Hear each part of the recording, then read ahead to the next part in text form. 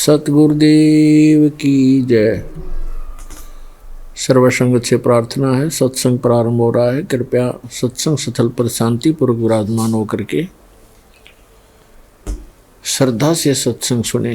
परमेश्वर की प्यारी आत्माओं से पुनः निवेदन है, सत्संग प्रारंभ हो रहा है। कृपया सत्संग स्थल पर शांतिपूर्वक विराजमान होकर के श्रद्धा से सत्संग सुने। सत साहिब।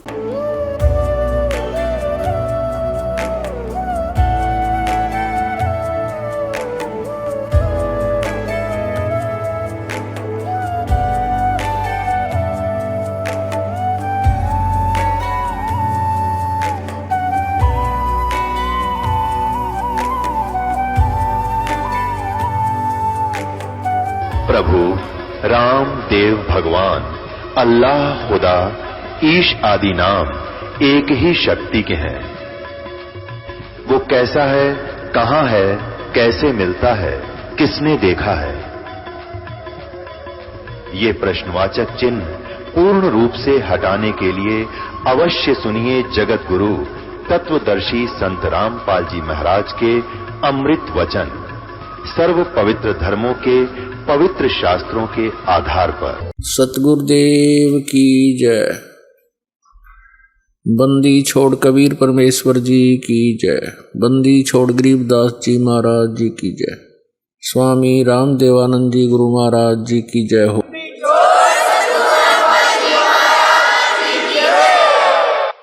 गरीब नमो नमो सतपुरुष को नमस्कार गुरु की नहीं। सुर नर मुनि जन साधुआं संतों सर्वस्ती नहीं। सतगुरु साहेब संत सब डंडो तुम प्रणाम। आगे पीछे मध्य हुए तिनको जा कुर्बान। नराकार निर्विषम काल जाल वैभंजनम निर्लेपम निज निर्गुणम अकल अनुपवेशोन्दनम। सोहम सुरति समापतम सकल समाना निर्तलय उज्ज्वल हिरंबर हरदमम बेपरवाह अथा है। वार पार नहीं मध्यतम गरीब जो सुमर सिद्ध होई। गणनायक गलता ना करो अनुग्रह सोई। पारस पद परवाना आदि गणेश मनाऊं। गणनायक देवन देवा चरण कमल लाऊं। आदंत करूं सेवा। परम शक्ति संगीतम रिद्धि सिद्धि दाता सोई। अवगत गुण अतीतम सत्य पुरुष निर्मोही। जगदम्बा जगदीशम मंगल रूप मुरारी। तन मन अर्पों शीसम भक्ति मुक्ति भंडारी। सुर नर मुनि जन ध्यावे ब्रह्मा विष्णु महेशा। शेष शेष मुख गावे पूजे आदि गणेशा। इंद्र कुबेर सरीखा वरुण धर्म राय ध्यावे। समर्थ जीवन जी का मन इच्छा फल पावे। 33 कोटि आधारा ध्यावे 88। उतरे बहुजल पारा कट है यम की फांसी। 33 कोटि आधारा ध्यावे 88। उतरे बहुजल पारा कट है यम की फांसी। परम पिता परमात्मा पूर्ण ब्रह्म सर्व सृष्टि रचनहार सर्वे उत्पादक प्रभु ये परम पूज्य कबीर परमेश्वर जी, ये हम सभी आत्माओं के जनक हैं। यही हमारे मालिक हैं। हम अपनी गलती के कारण हम यहां काल के जाल में फंस गए और हम ऐसे लोक में पहुंच गए हैं कि यहां जीव सुखी नहीं हो सकता। यहां सुख नाम की चीज नहीं। परमेश्वर पूर्ण ब्रह्म परम अक्षर ब्रह्म कबीर देव जी, कबीर साहिब जी जो बनारस में काशी में एक जुल्हे की भूमिका करके 120 वर्ष तक इस धरातल पर रहे, एक जनसाधारण की लीला करते हैं। ये परमात्मा 3 सतिथि में सर्व ब्रह्मांडों की सतिथि को संभालते। जैसे परमेश्वर का एक बहुत तेजोमय स्वरूप है, वो सतलोक के अंदर विराजमान है और बहुत बड़ा गुंबज है, बहुत सुंदर एक जैसे मंदिर नुमा एक ऊपर परमात्मा का स्थान है। उसके बीच में परमात्मा का सिंहासन है, तख्त है, और वहां परमेश्वर कबीर देव जी जो हमारे सदृश हैं, मनुष्य सदृश है, उनका शरीर, उनके एक रोमकूप में करोड़ सूर्य करोड़ चंद्रमा, दोनों की मिली जुली रोशनी भी परमेश्वर के एक रोमकूप की रोशनी से फीकी रहती है। इतना तेजो में शरीर है उस परमेश्वर का। और फिर जब वो परमात्मा हमारे को यह सद्बुद्धि देने आते हैं, यथार्थ ज्ञान बताने आते हैं, तब अपना अन्य रूप धारण करते हैं। उस रूप में तो वहीं रहते हैं, एक अन्य रूप धारण करते हैं हल्के तेज पुंज का। यदि वो परमात्मा उसी तेजो में शरीर युक्त यहां आ जावे तो हमारी आंखें बंद हो जावें, जैसे उल्लू सूर्य को नहीं देख सकता। ठीक इसी प्रकार हमारी ये चरम दृष्टि परमात्मा के उस नूरी शरीर के प्रकाश को, उस नूर को नहीं देख सकती, सहन नहीं कर सकती। इसलिए परमात्मा हल्के तेज पुंज का अपने शरीर को सरल करता हुआ, हल्का करता हुआ और यहां आते हैं। और यहां आने की उनकी 2 स्थिति है। एक तो एक युग में वो पूरा जीवन जीते हैं जैसे एक जन साधारण का जन्म होता है। जैसे एक बच्चा उत्पन्न होता है, धीरे धीरे बड़ा होता है, फिर अपने रोजगार में लग जाता है, एक गृहस्थी चलाता है, ऐसे फिर वो चला जाता है, वृद्ध होता है। एक ऐसी भूमिका प्रत्येक युग में परमात्मा करते हैं। वो जन्म नहीं लेते क्योंकि वो भगवान है। वो एक शिशु रूप धारण करके छोटे बालक का और तालाब के अंदर कमल के फूल पर विराजमान होते हैं।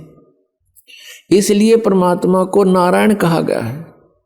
नारायण माने जल के ऊपर विराजमान होने वाला। तो वो परमात्मा एक लीला करते हैं। वहां से पूर्व के जो संस्कारी हंस होते हैं, बहुत अच्छी आत्मा होती हैं, उनको वो प्राप्त होते हैं। और फिर लीलामय तरीके से वो धीरे धीरे बढ़ होने लगते हैं। वो कोई भी जलपान नहीं करते। फिर कुंवारी गायें दूध देती है परमात्मा के आशीर्वाद से। कुंवारी गायों के दूध से उस बालक रूपधारी परमात्मा की परवरिश की लीला होती है। फिर वो बड़े होते हैं तो अपने तत्व ज्ञान का प्रचार करते हैं। ये परमात्मा की दूसरी स्थिति है। और तीसरी स्थिति अर्थात यहां आने वाली दूसरी स्थिति, वो कभी भी किसी समय प्रकट हो जाते हैं। जैसे एक मेहमान आता है, अतिथि आता है। अतिथि का अर्थ होता है जिसके आने की तिथि पूर्व निर्धारित ना हो, कभी भी आ जावे। तो कबीर परमेश्वर, वो पूर्ण ब्रह्म परम अक्षर ब्रह्म, कभी भी कहीं पर भी एक साधु रूप बनाकर कुछ दिन कहीं रह करके कुछ पुण्यात्माओं का उद्धार कर देते हैं और अच्छी आत्मा को मिलते हैं। ये उस परमात्मा की तीसरी स्थिति है, अतिथि रूप में आने की। जैसे यजुर्वेद अध्याय नंबर 5 के मंत्र नंबर 1 में दोनों सतिथि बताई है। अग्नि तनुरसी, अग्नि माने परमेश्वर, परमेश्वर का तेजो में शरीर है, इसलिए परमात्मा को अग्नि नाम से उपमा दी गई है। अग्नि माने है तेजो में स्वरूप, तेजो में परमेश्वर। अग्नि तनुरसी है परमेश्वर, आपका शरीर है, आप सह शरीर हैं, आपका बहुत सुंदर शरीर है। विष्णुवे तवा सोमस्य तनुरसी, तवा माने उस परमेश्वर का, विष्णुवे माने सबका धारण पोषण करने के लिए, तवा माने उस, विष्णुवे माने सबका धारण पोषण करने के लिए। अमर पुरुष का, सोमस्य अमर पुरुष का शरीर है। विष्णुवे तवा सोमस्य तनुरसी, तनुअसी, तो उस परमात्मा का सबका धारण पोषण करने के लिए भी शरीर है। श्रीमद् भगवत गीता अध्याय नंबर 15 के श्लोक नंबर 1 से 4 में उल्टे लटके हुए संसार रूपी वृक्ष की सतिथि बताई है कि इस संसार को ऐसा जानो जैसे उल्टा लटका हुआ वृक्ष हो, जिसकी जड़ ऊपर न हो और तीनों शाखा रजगुण ब्रह्मा सदगुण विष्णु तम गुण शिव जी, ये शाखा नीचे को हो। और इस संसार रूपी वृक्ष के सभी विभागों को तत्वदर्शी संत ही बता सकता है। जो उसके सभी विभाग बताता है वो तत्वदर्शी संत है। उस तत्वदर्शी संत की प्राप्ति के उपरांत तत्व ज्ञान रूपी शस्त्र के द्वारा इस अज्ञान को काटकर, अर्थात इस तत्व ज्ञान को समझकर उसके पश्चात परमेश्वर के उस परम पद की खोज करनी चाहिए, जहां जाने के बाद साधक फिर लौटकर संसार में नहीं आते। गीता जी अध्याय नंबर 15 के श्लोक नंबर 16-17 में 3 पुरुष बताए हैं, 3 प्रभु, एक सरपुरुष एक अक्षर पुरुष। सरपुरुष ये 21 ब्रह्मांड का स्वामी है, इसको ब्रह्म भी कहते हैं, सरब्रह्म भी कहते हैं, सरपुरुष भी कहते हैं।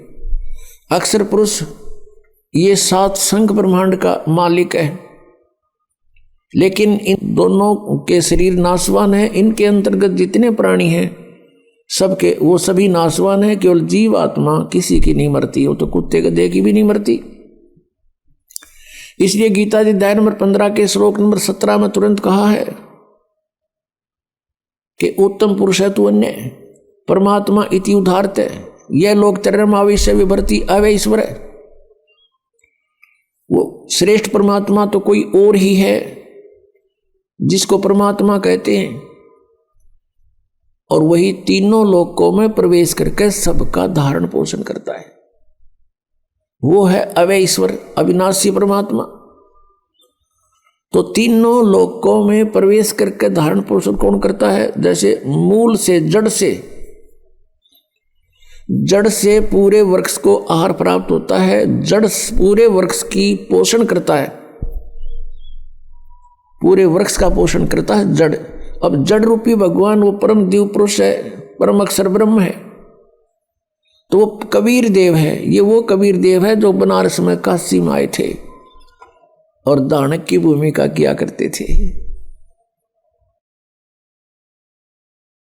पुण्यात्माओं, हमारे सदग्रंथ जो हैं, जैसे पवित्र चारों वेद, पवित्र श्रीमद् भगवत गीता, पवित्र पुराण, इन सदग्रंथों को हम यथार्थ ज्ञान युक्त मान रहे हैं और हैं भी नो की नो,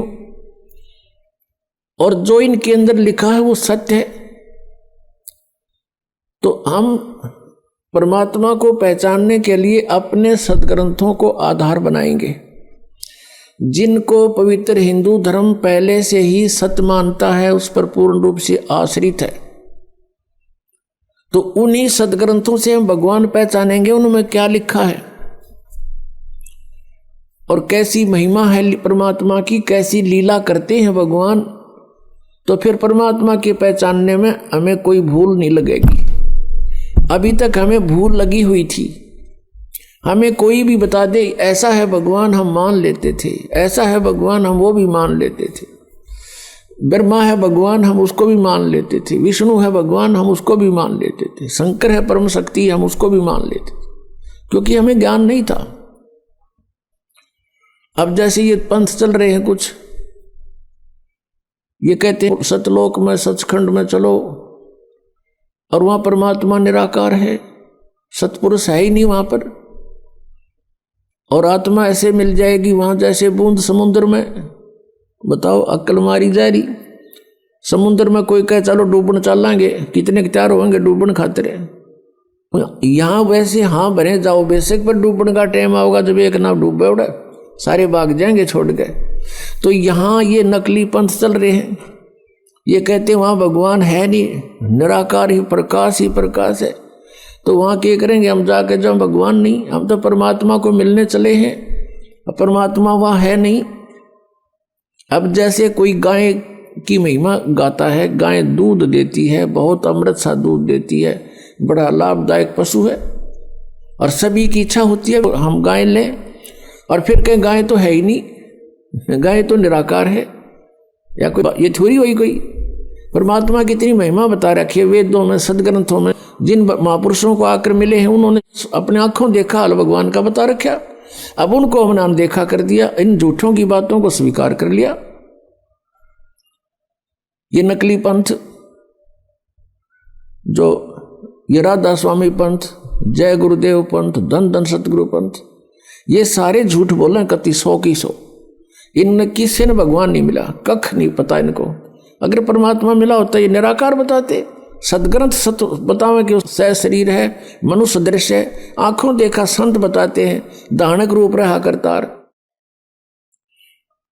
और हमरे ही निहार है, हमारा सृजनहार, हमारे जैसा हमारा भगवान, हमारा उत्पत्ति करता।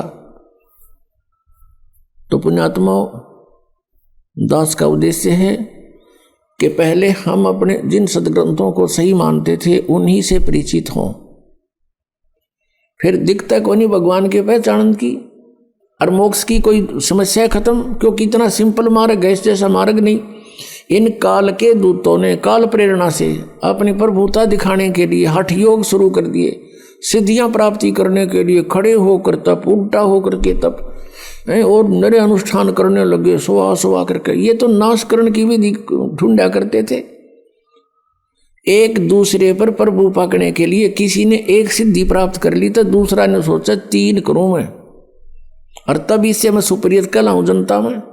परमात्मा कहते हैं इस हमारे नाम में 24 सिद्धि आ जाएंगी तुम्हारे को, लेकिन इन सिद्धियों का प्रयोग ना कर लेना, ये विष का काम करेंगी, अपने आप पड़ी रहें, क्योंकि सिद्धियां हमारा सहयोग देंगी, और हम इसको प्रयोग करने लगे तो फिर हानि कर देंगे हमारे को। तो इसलिए ये सिद्धियों का प्रयोग करते थे। जैसे एक सिद्धि सब सागर पीवे, एक अगस्त ऋषि थे, परमात्मा पाने के लिए घर त्याग कर जंगल में साधनाएं शुरू कर दी। अब इनकी बहुत लंबी चौड़ी कहानियां हैं।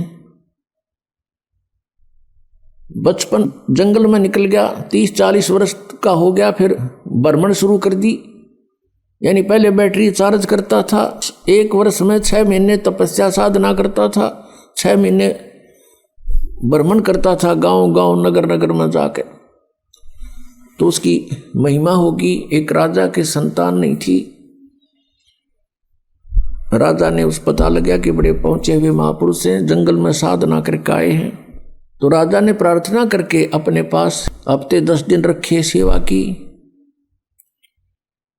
फिर प्रार्थना की कि हमारे संतान नहीं है। अगस्त ऋषि ने कहा ठीक है, हो जाएगी, संतान हो जाएगी। अगस्त ऋषि चले गए, पीछे से राजा के घर कन्या ने जन्म लिया। अब वो घूमता घूमता 12 वर्ष के बाद फिर उसी रेंज में आ गया। 6 महीने साधना करता था, 6 महीने ऐसे जंगल में गांव गांव नगर नगर में घूमता था। तो 12 वर्ष के बाद उसी साइड का नंबर आ गया। राजा को पता चला कि वो महापुरुष आ रहे हैं, अगस्त ऋषि। राजा ने अपने नगर की सीमा पर से लेकर वहां तक फूल बिछा दिए और खूब जय जयकार करवा दी, सब खड़े कर दिए नागरिक, आओ भगत के लिए। और साथ में अपनी कन्या को साथ लेकर गए। 12 वर्ष की कन्या पहले बहुत अच्छी तगड़ी हो जाती थी। तो वहां जाकर के कहा कि भगवान आपकी दया से मुझे एक पुत्री प्राप्त हुई है, आपके आशीर्वाद से मैं आपका आभारी हूँ। अगस्त ऋषि बड़ा खुश हुआ और प्रार्थना की कि महाराज हमारे यहाँ कुछ दिन रुको। पहले तो कह रहा था कि नहीं मैं एक दिन से ज़्यादा कहीं नहीं रुकता हूँ। फिर उसने कहा, जाकर जब बताया कि ऐसे ऐसे आपकी कृपा से मैं पुत्री प्राप्त हुई, हम चाहते हैं आपकी कुछ सेवा करें और हमारा मन खुश होगा, तो उसने 2 दिन की हाँ भर ली और राजा ने अपनी कन्या की सेवा की करा दी। बेटा तू इनकी दी हुई है और सेवा करो महाराज की। अब धीरे धीरे वो महाराज जी 7 दिन डटा, फिर कहने लगा कि मैं तुझसे कुछ मांगना चाहता हूँ। राजा से कहा अगस्त ऋषि ने। अब राजा ने कहा, जी हम क्या दे सकते हैं आपको, सब कुछ आपका ही है, मांगने की आवश्यकता नहीं, आप आदेश करो कि ये कन्या मुझे दे दो मेरी सेवा के लिए। अब राजा को पता था नाट गया तो पता नहीं कि बद्दुआ दे दे, कति नाश हो जाए मेरा। अपना छाती पर पत्थर धर के कि जवाब किया गया। हवले का लड़की ने जाता रहा, कर ले साधना इनकी। फिर उसको क्या हुआ, तपस्याएं करके उसने एक सिद्धि प्राप्त कर ली। आजीवन सारे जीवन में एक सिद्धि सब सागर पीवे, एक सिद्धि जो बोजुग जीवे, एक सिद्धि जल पैर न लाई, एक सिद्धि आकाश से उड़ जाई। अपने आत्मा अगस्त ऋषि ने 7 समुद्रों को एक ही घूंट में पी लिया। अब फिर प्रार्थना की उससे अन्य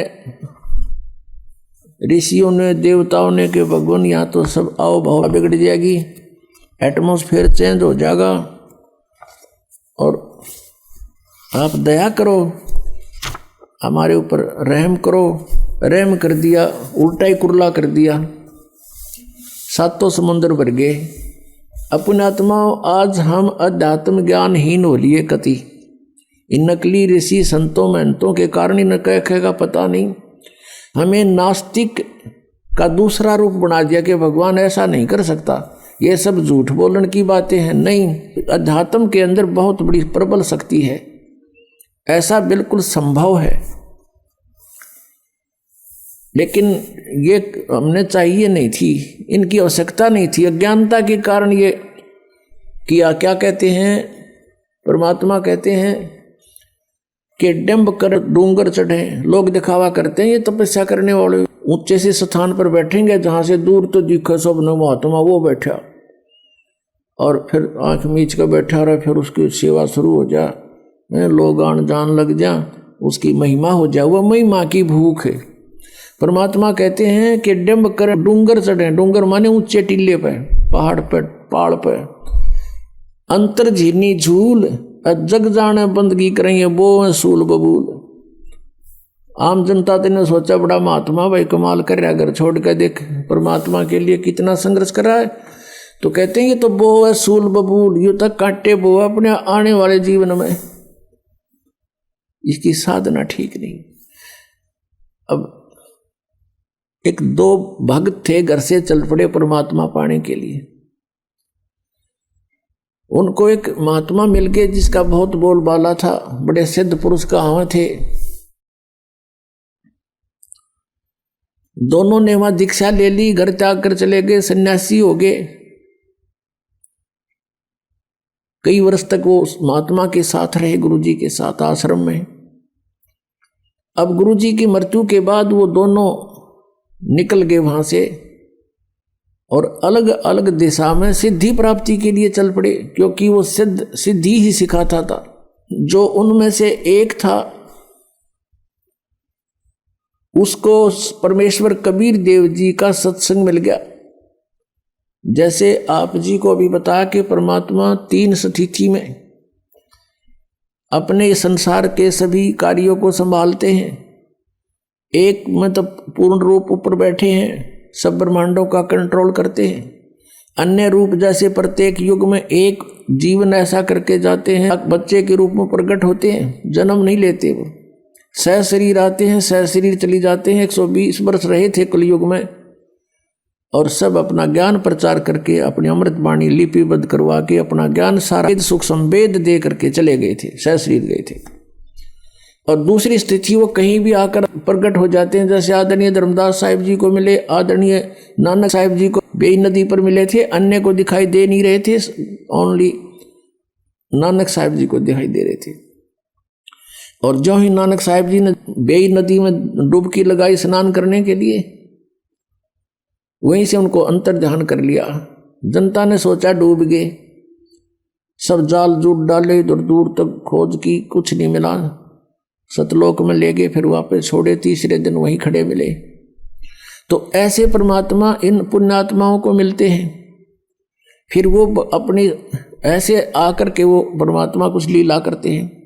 इसी प्रकार वो कहीं प्रकट होकर के कुछ दिन कुछ क्षेत्र में रह जाते हैं, कोई उनका गांव नाम पूछते हैं तो वो गोल मोल कर जाते हैं, संतों के गांव नहीं पूछा करते, तो जनता भी नहीं ज़्यादा खोजबीन करा करती, ना कोई मीडिया ऐसे कोई साधन थे, जैसे आजकल टेलीफोन है, नाम बता दे जब गांव वहाँ पूछ लें करके अब यहाँ का कोई आदमी है, तो उस समय ऐसा नहीं था। तो परमात्मा ऐसे रहते हैं, किसी एक क्षेत्र में कुछ दिन रह गए, फिर अचानक चले गए, साधु रहते थे अचानक चले गए, वापस नहीं आए, ये वो परमात्मा की लीला थी। तो कबीर परमेश्वर जी ऐसे रह रहे थे वहाँ, वो उन दोनों गुरु भाई जो थे उस सिद्ध के, उनमें से एक को उस परमात्मा कबीर देव जी का टच हो गया, सत्संग हो गया, मिल गया उसको। कई दिन लगातार सत्संग सुना, उसका तो जीवन बदल गया। जिन सिद्धियों को वो प्राप्त करने की चेष्टा कर रहा था वो खत्म हुई, परमात्मा पाने की उमंग उठी, सत साधना शुरू कर दी।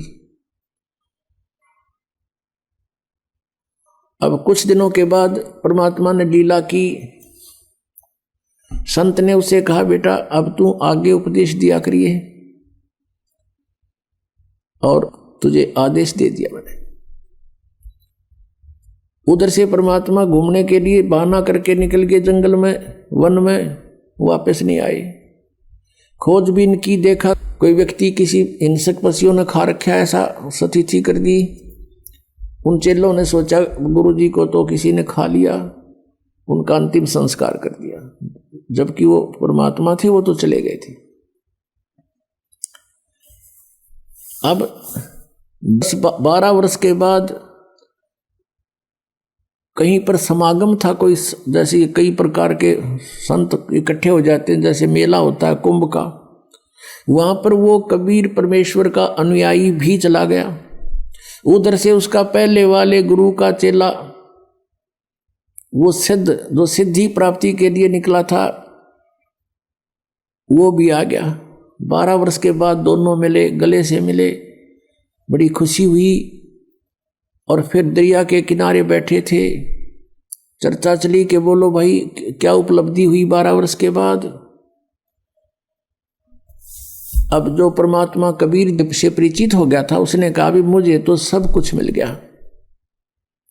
अब वो जो सिद्ध पुरुष सिद्धि ही करने की चेष्टा में था, उसने पूछा कोई सिद्धि बता, क्या प्राप्त हुई तुझे। अब वो कबीर पंथी ने कहा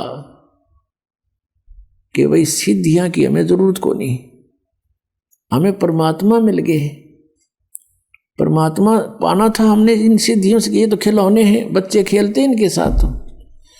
तो वो कहता है सिद्ध जो उसका गुरु भाई था, सिद्ध पुरुष का चेला, अब भी सिद्धि वाली डले हो रहा था। उसने कहा तू अच्छा आदमी है, अरे सिद्धि मैं बताऊं मुझे क्या उपलब्धि हुई, अभी दिखाता हूं आपको। दरिया के ऊपर के ऐसे चल पड़ा जैसे थल पर चलते हैं, और परले पार चला गया, वापस फिर आ गया, देखा मैंने ये सिद्धि प्राप्त कर ली। अब उसने माथे बात मारा कबीर पंथी ने बोला 12 वर्ष में तने 2 अन्य की कमाई करी, एक अन्य में ये नौका वाला परली साइड में छोड़ देता है, एक अन्य में उल्टा ले आता है, सारे 12 वर्ष में तने 2 अन्य की कमाई करी, ये टट्टू साधना प्राप्त हुई, क्या उपलब्धि हुई तेरी। इस बात से वो बड़ा प्रभावित हुआ, फिर बैठ गया उसके पास। अक्सर सचमुच यूं के डले डोए बने, ये तो नौकाले में बैठ के कोई चला जा ढाई अन्य में मजदूरी कर ले, इसका अच्छा किता। फिर उसको सारा ज्ञान जो परमेश्वर से प्राप्त था अब उस भगत ने नूना बेरा था, वो भगवान थे, वो तो गुरु एक संत मानते। वो सारा ज्ञान जो परमात्मा से प्राप्त हुआ था अपने गुरु भाई को सुनाया, बड़ा प्रभावित हुआ। अपने आत्मा जिसने भगवान पाना है वो बकवाद नहीं करा करते, वो तुरंत समर्पित हो जाते हैं। उसके प्रेरणा जबरदस्त जागी कि अब मेरा कल्याण क्यों कर होगा। मंदिर डला डोलिए, सारा जीवन खो दिया, कुछ कृपा करो, मेरा भी उद्धार करवा दो, महापुरुष से मुझे नाम दिला दो। अब फिर वो भगत रोने लग गया जो कबीर पंथी था। तब वो सिद्ध जो था, सिद्ध, वो कहने लगा आप क्यों रो रहे हो। कहने लगा, वो कबीर पंथी कहता मैं इसलिए रो रहा हूं कि आपका कल्याण संभव नहीं। भैया ऐसी क्या बात होगी, मेरा कल्याण संभव क्यों नहीं। अब वो कबीर पंथी कहता है कि भाई बात सुन, तू और मैं एक गुरु के चेले थे, एक गुरु के शिष्य थे। तू सीनियर था, मैं जूनियर था, वहां सिद्ध के वहां कहा ऐसा ही है। तो भाई वो गुरुदेव तो शरीर छोड़ गए मेरे वाले, जिनसे मुझे ये मार्ग मिला, अब तेरा कल्याण नहीं हो सकता। तो उसने कहा भाई देखो गुरुजी, चलो शरीर तो छोड़ गए होंगे, पर किसी को आदेश दे गए होंगे, मुझसे ले लूंगा नाम। तो कबीर पंथी कहता है कि भाई उससे नाम तू ले नहीं सकता, क्योंकि गुरु को परमात्मा तुल्य मानना पड़ता है, और तू उसको गुरु भी नहीं स्वीकार कर सकता। अब वो सिद्ध पुरुष कहता है कि बात सुन भाई, मैं निकला हूं भगवान पाने के लिए, और मुझे आप किसी से दिला दो ये नाम, मैं उसको सिर पर रखूंगा, मुझे परमात्मा चाहिए। तब उसने बताया, किसने, कबीर पंथी ने, कि इस दास को आदेश देंगे वह, और आप मुझे, क्योंकि आप मेरे से सीनियर थे वहां पर आश्रम में, या जिन जूनियर सीनियर की आग सारा लाग रही है, या भी एक बेड़ी है इस काल की। तो भगत तो एक सत्र में होने चाहिए, ऊंच नीच ना हो, पहला पीछा कुछ नहीं होता। एक पिता की संतान है, एक बड़ा बेटा है, एक 15 साल छोटा है, तो सह तो एक के पिता के, सह तो भाई हुए, बहन भाई है, तो ऐसे हो आप। तो उसने कहा कि आप मेरे से नाम ले भी लोगे तो आपका भाव बने नहीं मेरे अंदर, क्योंकि आप मेरे से सीनियर थे। चरण पकड़ दिए, इन्होंने बोला अरे इससे बढ़िया बात है और कहाँ होगी, मेरा खुद जो ना गुरु भाई, मेरा गुरु, आज से मैं आपका दास, आप मेरे भगवान, मैंने नाम दो। तो नाम दे दिया, दीक्षा दी, और दोनों का अपना उन्होंने खूब जैसी साधना की, खूब बढ़िया कल्याण मार्ग पर चले। अब क्या बताते हैं परमात्मा, शब्द महल में सिद्ध 24 हंस बिछोड़े बिसवे 20।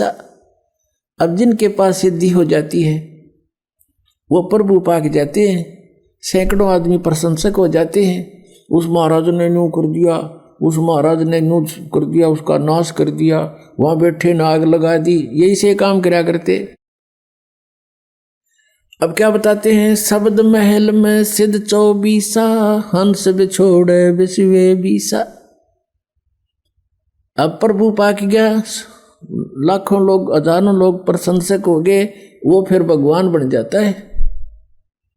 तो वो भगवान बन गया तो भगवान तो एक कह रहेगा, दूसरा बन ही नहीं सकता, तो परमात्मा दूर हो जाता है। कहते हैं ये सिद्धियां जो आपके अंदर मान बढ़ाई पैदा कर देती हैं, भगवान से दूर कर देती, हंस को बिछोड़ देती, बिछुड़ जाता, भगवान से दूर चला जाता। शब्द महल में सिद्ध 24 हंस बिछोड़े बिसवे 20। बिसवे 20 माने कति पक्कम पक्का, 100% जीव का नाश करती है, भगवान से दूर कर देती है। ये सिद्धियां की जो 14 है।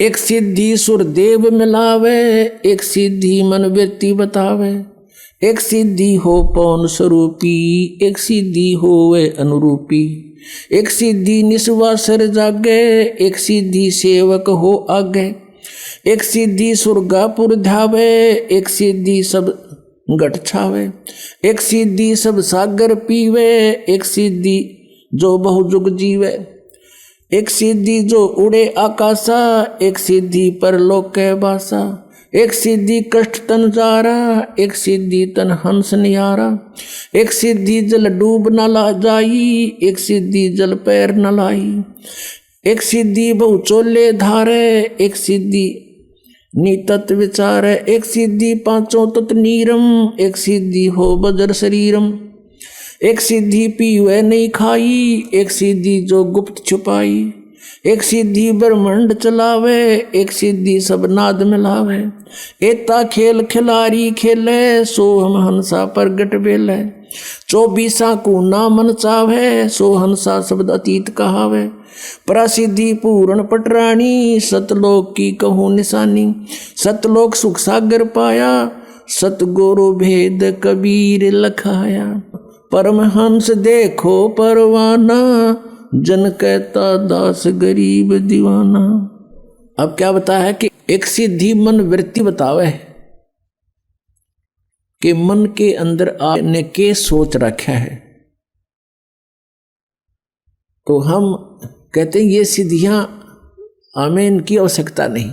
एक सिद्धि निस्वासर जागे, एक सिद्धि सेवक हो आगे, एक सिद्धि दिन रात जागने की प्राप्त हो जाती है। और हम भक्ति अध्यात्म ज्ञान से इतने दूर हैं, अध्यात्म ज्ञानहीन हैं हम जरा से भी किसी संत या भक्त में ऊट पटांग सा देख लेते हैं, हम उसके साथ चिपक जाते हैं, प्रभावित हो जाते हैं।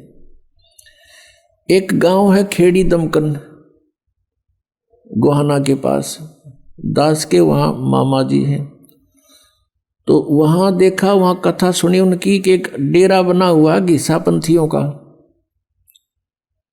गीसा आदरणीय गीसा साहिब जी को परमेश्वर कबीर देव जी आकर मिले थे और उन्होंने फिर परमात्मा से प्राप्त ज्ञान को लिपिबद्ध भी किया है, कुछ वाणी भी बोली है। उन्हीं का एक शिष्य था, तो उन्होंने उस अपने आदरणीय गीसा दास साहिब जी की शिष्यता हो गया, लेकिन वचन नहीं माना उसने, अपने हिसाब से हठयोग करता रहा। नेकी राम नाम था उनका, नेकी राम जी।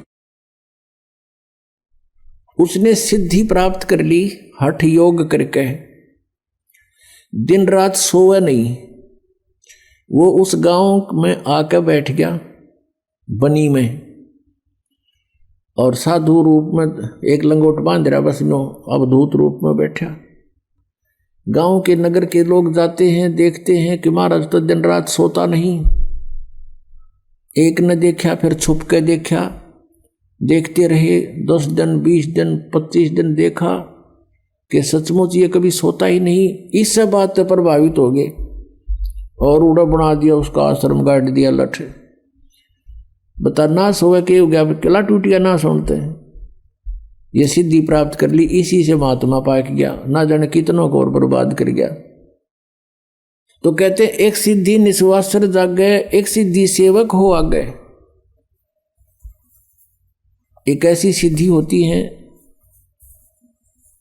कि एक समय एक संत ने साधना की, इनके पिछले पुण्य साथ होते हैं, वही भक्ति के लिए घर गांव छोड़ कर जाते हैं बिना ज्ञान के, और इनके पिछले पुण्य डिपॉजिट होते हैं ऊपर।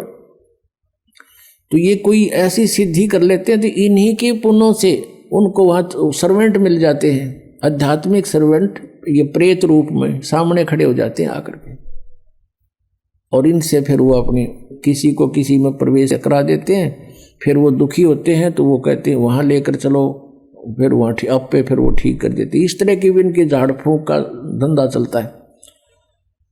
तो कहते हैं एक सिद्धि सब सागर पीवे, एक सिद्धि जो बहु जुग जीवे,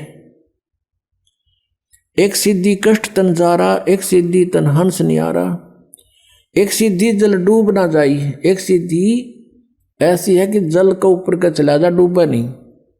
जैसा भी आपको बताया था, उसने ये सिद्धि कर रखी थी। एक सिद्धि ऐसी है कि जल के अंदर प्रवेश करके बाहर आओगे तो सूखे पैर मिलेंगे, जल उनका टच नहीं होता।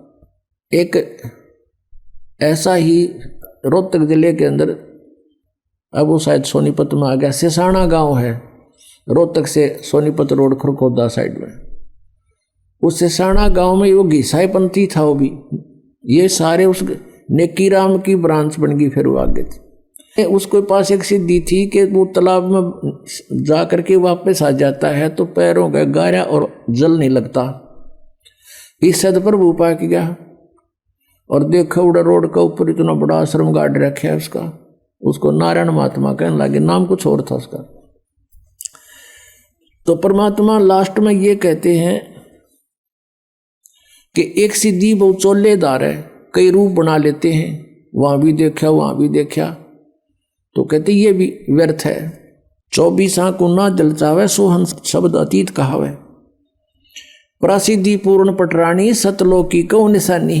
कहते उस कबीर परमेश्वर जी के पास वो प्रसिद्धि है, प्रसिद्धि माने सब सिद्धियों की माँ, यानी पूरा सटोक सटोर असंख्य सिद्धि मालिक के पास है।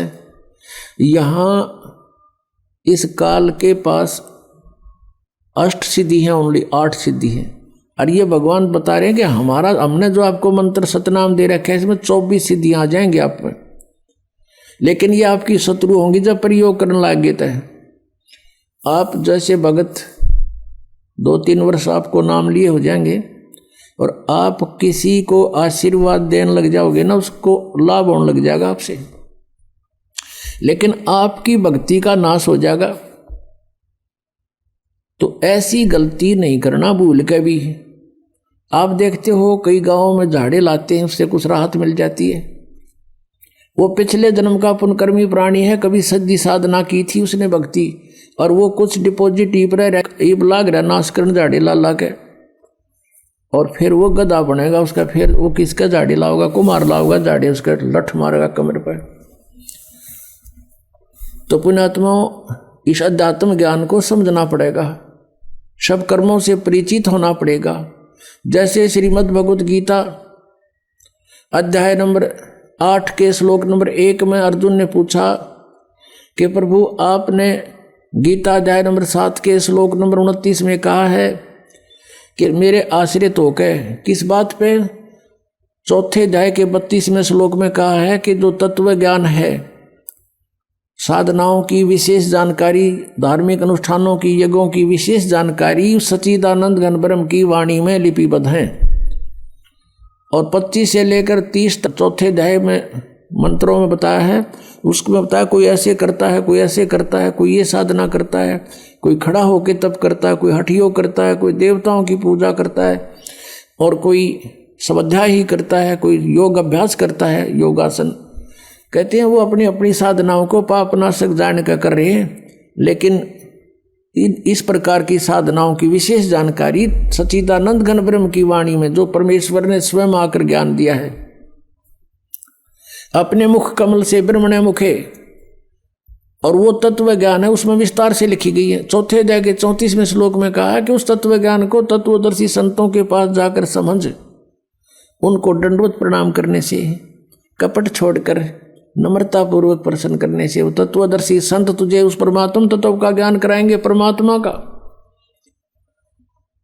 अब गीता ज्ञानदाता भी उस परमात्म तत्व के यानी तत्व ज्ञान से अपरिचित है। अब उसने कहा 7वें अध्याय के 29 श्लोक में कि जो मुझ पर आश्रित होकर मैं जो कह रहा हूं इस ज्ञान को आधार बनाकर तत्वदर्शी संतों से वो मिल लेता है, तो फिर वो क्या होता है कि वो मेरे ज्ञान के आश्रित होकर के, और जो जरा मरण मोक्षाय यतंती ते, जरा माने बुढ़ापा, मरण माने मृत्यु, बुढ़ापे और मृत्यु के दुख से बचने का जो प्रयत्न कर रहे हैं, उसी के लिए साधना करते हैं, संसार की और किसी वस्तु की डिमांड नहीं करते, वे तत्ब्रह्म विदु और अखिल अध्यात्म, वो पूरे अध्यात्म को जानते हैं और सब कर्मों से परिचित हैं, पूरे अध्यात्म ज्ञान से परिचित हैं, और वो तत्ब्रह्म से परिचित हैं। वही जरा और मरण के लिए प्रयत्न कर रहे, छूटने के लिए अपने आत्मा। फिर 8वें अध्याय के 1 में अर्जुन ने पूछा फिर किम तत्ब्रह्म, वो तत्ब्रह्म क्या है? 8वें अध्याय के 3 श्लोक में उत्तर दिया, वो परम अक्षर ब्रह्म है, जो गीता ज्ञानदाता स्वयं बता रहा है, वही कोई और है। फिर 8वें अध्याय के 5 और 7 मंत्र में गीता ज्ञानदाता कहता मेरी भक्ति करनी है, मुझे ही प्राप्त होगा, युद्ध भी करना पड़ेगा, यहां शांति नहीं हो सकती। और मेरी साधना करनी है। 8वें अध्याय के 13वें श्लोक में बताया कि ओम इति एकाक्षरम ब्रह्म विवरण माम अनुसमरण ये प्रयाति तदंदेहम सयाति परमाम गतिम। माम ब्रह्म माने मुझ ब्रह्म का, ओम इति एक अक्षरम, केवल ये ओम एक अक्षर है, और उच्चारण करके सिमरण करता हुआ ये प्रयाति तदंदेहम जो शरीर छोड़कर जाता सयाति परमाम गतिम, ओम से मिलने वाली परम गति, यानी ओम से जो कुछ भी सुप्रीम अंतिम राहत मिलनी है वो प्राप्त हो जाएगी। वो क्या होगी? ब्रह्मलोक प्राप्ति होगा। 8वें अध्याय के 16वें श्लोक में लिखा है कि ब्रह्मलोक पर्यंत भी ये पुनरावृत्ति में वहां गए हुए प्राणी भी जन्म मृत्यु में आते हैं, यानी पूर्ण मोक्ष नहीं हुआ। मोक्ष नहीं हुआ तो शांति नहीं हुई, जन्म मृत्यु रहा तो शांति नाम की चीज नहीं। इसलिए गीता नंबर 8 के श्लोक नंबर 5 और 7 में अपनी स्थिति बताता है, मेरी भक्ति कर ओम नाम तय और मुझे प्राप्त होगा। और युद्ध भी करना पड़ेगा भाई, युद्ध भी कर।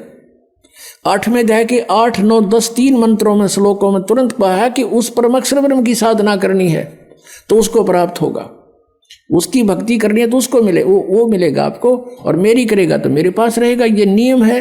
अंत समय में जिसकी भावना रह जाएगी, आस्था रह जाएगी, उसी को प्राप्त होगा।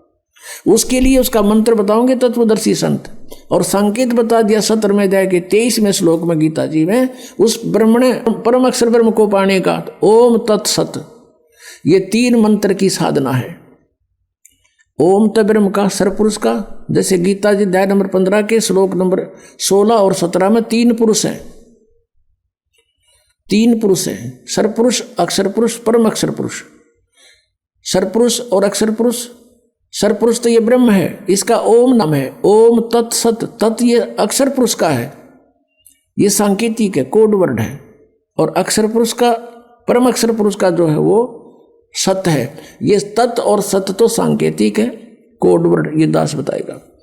इस विश्व में इस दास के अतिरिक्त किसी के पास ये मंत्र नहीं है। और इस दास से परिचित होकर उपदेश लेकर कोई अपने आप संत बन गया, नाम देने लग गया, वो सबसे बड़ा शत्रु है आपका। आप समझदार हो, इस बात को खूब समझते हो कि अनधिकारी से तो आप एक लाइसेंस बनवा के दिखा दो, वो कहीं चलेगा नहीं, आप भी अंदर वो भी अंदर। लास्ट में जब पकड़े जब जाओगे, जब यहां से शरीर छोड़कर जाओगे, तो कोई भी आज इस दास के अतिरिक्त परमात्मा ने किसी को ऊपर ये मेहर नहीं की। हाँ, पहले महापुरुष मिले थे जिनको, उनको भी ये शरीर सभी नाम दिए थे, उनका कल्याण हुआ, लेकिन उनको मना कर दिया था कि अभी इस मंत्र को डिस्क्लोज ना करना। धर्मदास तो 1,00,000 दुहाई, ये सार नाम कितबार ना जाई, सार नाम बार जो पढ़ी, ये बिचली पीढ़ी हंस नहीं तरही। अब ये बिचली पीढ़ी आ गई पुण्यात्मा, जहाँ आपका जन्म है। प्रथम पीढ़ी में परमात्मा स्वयं आए थे, प्रथम चरण में कलयुग के। अब ये बीच की पीढ़ी है, लास्ट की पीढ़ी नास्तिक हो जाएगी बिल्कुल, जो अब पार हो गए सो हो गए। ये हजारों वर्ष चलेगा, ऐसी बात नहीं है। परमात्मा का ये मार्ग एक पूरे विश्व में बहुत शांति होगी। हाहाकार या माया की दौड़ लग रही है, या खत्म हो जाएगी। शांति से सब भक्ति करा करेंगे, चोर उचक्के ये सब खत्म हो जाएंगे, क्योंकि हम परिचित हो जाएंगे। अगर किसी की आज हम चोरी करते हैं, अगले जन्म में गधा बन कर देना पड़ेगा, कौन समस्या मोल लेगा? अनजान बच्चे जिनको ज्ञान नहीं, वही बिजली के नंगे तार को छूते हैं। तो गीता जी अध्याय नंबर 8 के श्लोक नंबर 8, 9, 10 में कहा है कि वो ओम तत्सत का 3 मंत्र का जाप है, और वो बताओगा तत्वदर्शी संत, मैं नहीं परिचित उससे।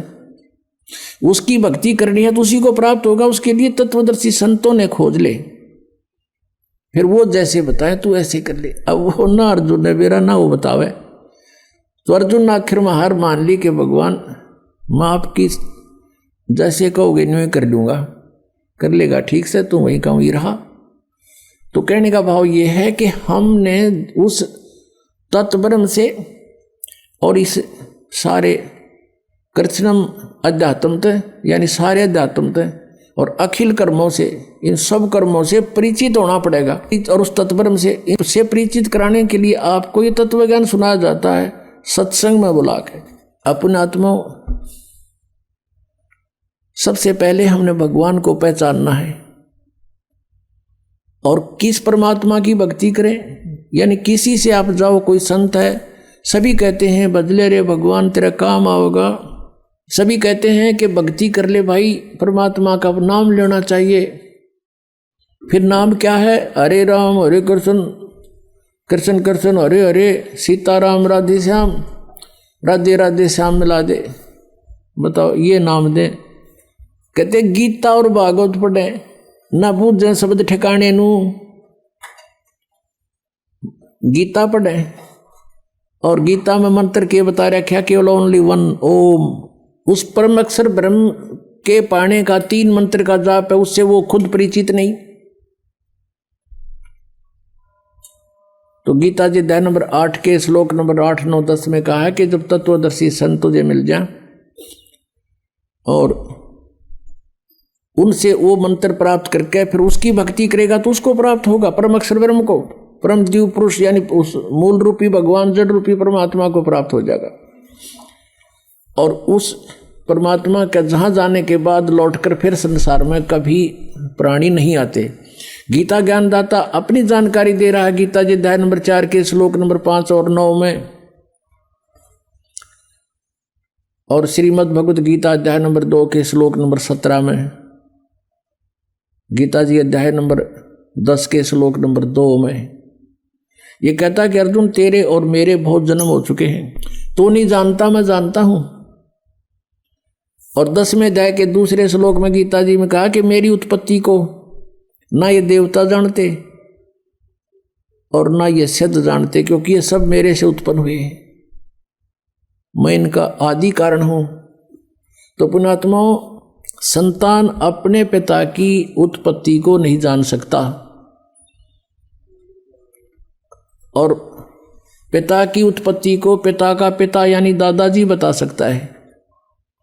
तो उस परमेश्वर ने स्वयं आकर इस ब्रह्म की उत्पत्ति बताई है। अपने आत्मा परमात्मा ने स्वयं आकर के अपना ज्ञान दिया और हमारे सदग्रंथ भी स्थान स्थान पर ये प्रमाणित करते हैं, लेकिन उन सदग्रंथों को हम समझ नहीं सके क्योंकि हमारे पास ये सृष्टि रचना रूपी या मास्टर की नहीं थी या मास्टर चाबी नहीं थी हमारे पास। ये सृष्टि रचना जो है पूरे अध्यात्म मार्ग को समझने की एक मास्टर की समझो, और जब तक ये नहीं समझ में आओगी इतने हम किसी सदग्रंथ को नहीं समझ सकते। अब जैसे गीता ज्ञानदाता कहता है कि मेरी उत्पत्ति को ये ऋषि और ये देवता ब्रह्मा विष्णु महेश ये नहीं जानते क्योंकि ये मुझसे उत्पन्न हुए। 10वें अध्याय के दूसरे श्लोक में गीता जी ने कहा। तो इसे सिद्ध हो गया कि गीता ज्ञानदाता नासवान है, इसका जन्म मृत्यु होता है, ये ब्रह्म है। श्री कृष्ण जी में प्रवेश करके ब्रह्म बोल रहा है। गीता जी अध्याय नंबर 8 के श्लोक नंबर 13 में ये खुद कहता है कि ओम इति एकाक्षरम ब्रह्म विभारण माम अनुस्मरण यह परियाति तजंदेहम सयाति परमाम गतिम। और फिर श्री शिव महापुराण गीता प्रेस गोरखपुर से प्रकाशित में ये 26 पृष्ठ पे खुद कहता है अपनात्मा इस पूर्ण अध्यात्म ज्ञान से परिचित कराना आपको दास का उद्देश्य है। और यही सदग्रंथ बताते हैं कि जब तक उससे पूर्ण परिचित नहीं होते तो तुम भक्ति पर नहीं लग सकते। गीता जी अध्याय नंबर 2 के श्लोक नंबर 53 में कहा कि अर्जुन जिस समय तेरी बुद्धि भिन्न भिन्न प्रकार के भ्रमित करने वाले वचनों से हटकर एक परमात्म तत्व के उस तत्व ज्ञान के ऊपर आश्रित हो जाएगी यानी दृढ़ हो जाएगा, तब तो तू योग को प्राप्त होगा, तब तो तू भक्ति प्रारंभ करेगा, स्टार्ट होगी तेरी भक्ति। जब दृढ़ भक्त बनेगा तो आपको दृढ़ भक्त बनाने के लिए ये अध्यात्म ज्ञान जो कृष्णम अध्यात्म यानी संपूर्ण अध्यात्म ज्ञान आपके रूबरू कराया जा रहा है। अब देखिए थोड़ा सा लिंक इससे संबंधित हो गया। श्री शिव पुराण गीता प्रेस गोरखपुर से प्रकाशित, संपादक हनुमान प्रसाद पोदार, इसके 26 पृष्ठ पे दिखाते हैं आपको। एक बार ब्रह्मा जी और विष्णु जी का इस बात पर झगड़ा हो गया, विद्वेश्वर संहिता। वो कहता मैं तेरा बाप, वो कहता मैं तेरा बाप। ये 24 पृष्ठ से शुरू होता। तो इनके युद्ध को समाप्त करने के लिए इस काल ब्रह्म ने, जो एक अपने वास्तविक रूप में प्रकट नहीं होता, इनके बीच में एक स्तंभ खड़ा कर दिया, पिलर लिंग, इसको बाद में शिवलिंग कहने लग गए। फिर ये युद्ध करके खड़े हो गए, फिर वो खुद आकर प्रकट हो गया शिव रूप में, यानी सदा शिव रूप में। ब्रह्मा विष्णु को मिला तो शिव रूप में प्रकट हो जाता है, ये ऐसे लीला करता है। अब 25 नंबर पृष्ठ पर आपको दिखाते हैं, यहाँ से थोड़ा सा लिंक है इसका, गीता प्रेस गोरखपुर से है, विद्वेश्वर संहिता। ब्रह्मा और विष्णु ने पूछा, प्रभु सृष्टि आदि 5 कर्तों के लक्षण क्या हैं, यह हम दोनों को बताइए। भगवान शिव बोले, ये काल प्रकट हो गया ब्रह्म शिव रूप में, इनको धोखा देने के लिए। मेरे कर्तव्यों को समझना अत्यंत गहन है, तथापि मैं कृपा पूर्वक तुम्हें उनके विषय में बता रहा हूं, सुनो। आगे बताती हूं। ये 26 पृष्ठ है। ब्रह्मा और विष्णु को कहता है ये काल, ब्रह्म पुत्रों तुम दोनों ने तपस्या करके प्रसन्न हुए मुझ परमेश्वर से। अब परमात्मा कहते हैं ये ज्योत स्वरूपी का निरंजनमय ही करता भाई, ये अपने आप परमेश्वर कह रहा है यहाँ पर। मुझ परमेश्वर से सृष्टि और सतिथि नामक 2 कृत प्राप्त किए हैं, ये दोनों तुम्हें बहुत प्रिय है। इसी प्रकार मेरी विभूति रूप स्वरूप, यानी मेरे जैसी शकल के रुद्र और महेश्वर ने 2 अन्य उत्तम कृत संहार और तिरोभाव मुझसे प्राप्त किए हैं, परंतु अनुग्रह नामक अर्थ कोई दूसरा नहीं प्राप्त कर सकता। आगे देखो, ऐसे सिद्ध हो गया कि यहाँ ये पुराण का वक्ता जो है, पुराण जो बोलने वाला है, ये ब्रह्मा विष्णु से और रुद्र और महेश से न्यारा है। ये ब्रह्म है, ये काल है। यहाँ देखिए ये क्या कहता है, इसी पृष्ठ हम 26 पढ़ रहे हैं, संक्षिप्त शिव पुराण विद्वेश्वर संहिता। ये देखो, मैंने पूर्व काल में अपने स्वरूप भूत मंत्र का उपदेश किया है, जो ओंकार के रूप में प्रसिद्ध है। वह मंगलकारी मंत्र है। सबसे पहले मेरे मुख से ओंकार यानी ओम प्रकट हुआ, जो मेरे रूप का बोध कराने वाला है। ओंकार वाचक है, मैं वाच्य हूं। यह मंत्र मेरा स्वरूप ही है। प्रतिदिन ओंकार का निरंतर स्मरण करने से मेरा ही स्मरण होता है। मेरे उत्तरवर्ती मुख से अकार का, पश्चिम मुख से उकार का, दक्षिण मुख से मकार का और पूर्ववर्ती मुख से बिंदु का तथा मध्यवर्ती मुख से नाद का प्राकट्य हुआ। ये 5 हैं। एक तो पश्चिम वाले मुक्त हैं, एक तो उत्तर वाले मुक्त हैं, एक पश्चिम के वाले मुक्त हैं, 2, 3 और 4 और 5वां बिंदु। ये मध्य तथा उत्तर वाले मुख से बिंदु और ये 5वां ये नाद।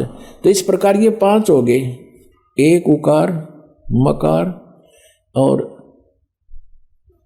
आकार, आकार, मकार, उकार और मकार और बिंदु और नाद, ये 5 हो गए। इस प्रकार 5 अवयवों से युक्त ओंकार का विस्तार हुआ। इन सभी अवयवों से एकीभूत होकर यह प्रणव ओम नामक एक अक्षर हो गया। और ये मेरा मंत्र है। ये कहता ये मेरा मंत्र है, ओम एक अक्षर। ये ब्रह्मा विष्णु महेश से अलग है। ये काल ब्रह्म बोल रहा है शिव रूप में खड़ा होकर के। इन्होंने ये नीचे लिखा है कि ओम नमः शिवाय, ये 5 अक्षर का मंत्र है। ये गलत लिखा है, मूल संस्कृत में कहीं नहीं है। अब हमने ये देखना कि ये जो ओंकार नाम जिसका ओम मंत्र है, ये ब्रह्म है, ये ब्रह्मा विष्णु महेश से अलग है। ये कृष्ण के अंदर प्रवेश करके श्री कृष्ण में बोल रहा है गीता जी को। ये यहां भी ये कह रहा मेरा एक ओम मंत्र है। अब इससे ये स्पष्ट हो गया कि गीता जी का ज्ञान ये काल बोल रहा है और श्री कृष्ण में प्रवेश होकर बोल रहा है। और ये कह रहा है कि मेरा तो एक ओम अक्षर है। ओम इति एक अक्षरम ब्रह्म विवरण माम अनुसमरण यह प्रयाति तजन देहम सयाति परमाम गतिम। मुझ ब्रह्म का एक ओम अक्षर है, एक अक्षर है, नथिंग एल्स। तो इस प्रकार जो अन्य साधनाएं बताते हैं इस मंत्र को छोड़ के, कहते हैं गीता और भागवत पढ़े ना बुझ शब्द ठिकाने नु। गीता और भागवत पढ़े। गीता में कहीं लिखा हरे कृष्ण कृष्ण कृष्ण हरे राम लिख रखा कहीं?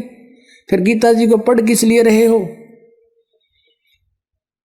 और लोक वेद को आधार बनाए हुए अपना जीवन व्यर्थ कर रहे हो। हमने अपने पुण्य सदग्रंथों को पुनः संभालना पड़ेगा ही।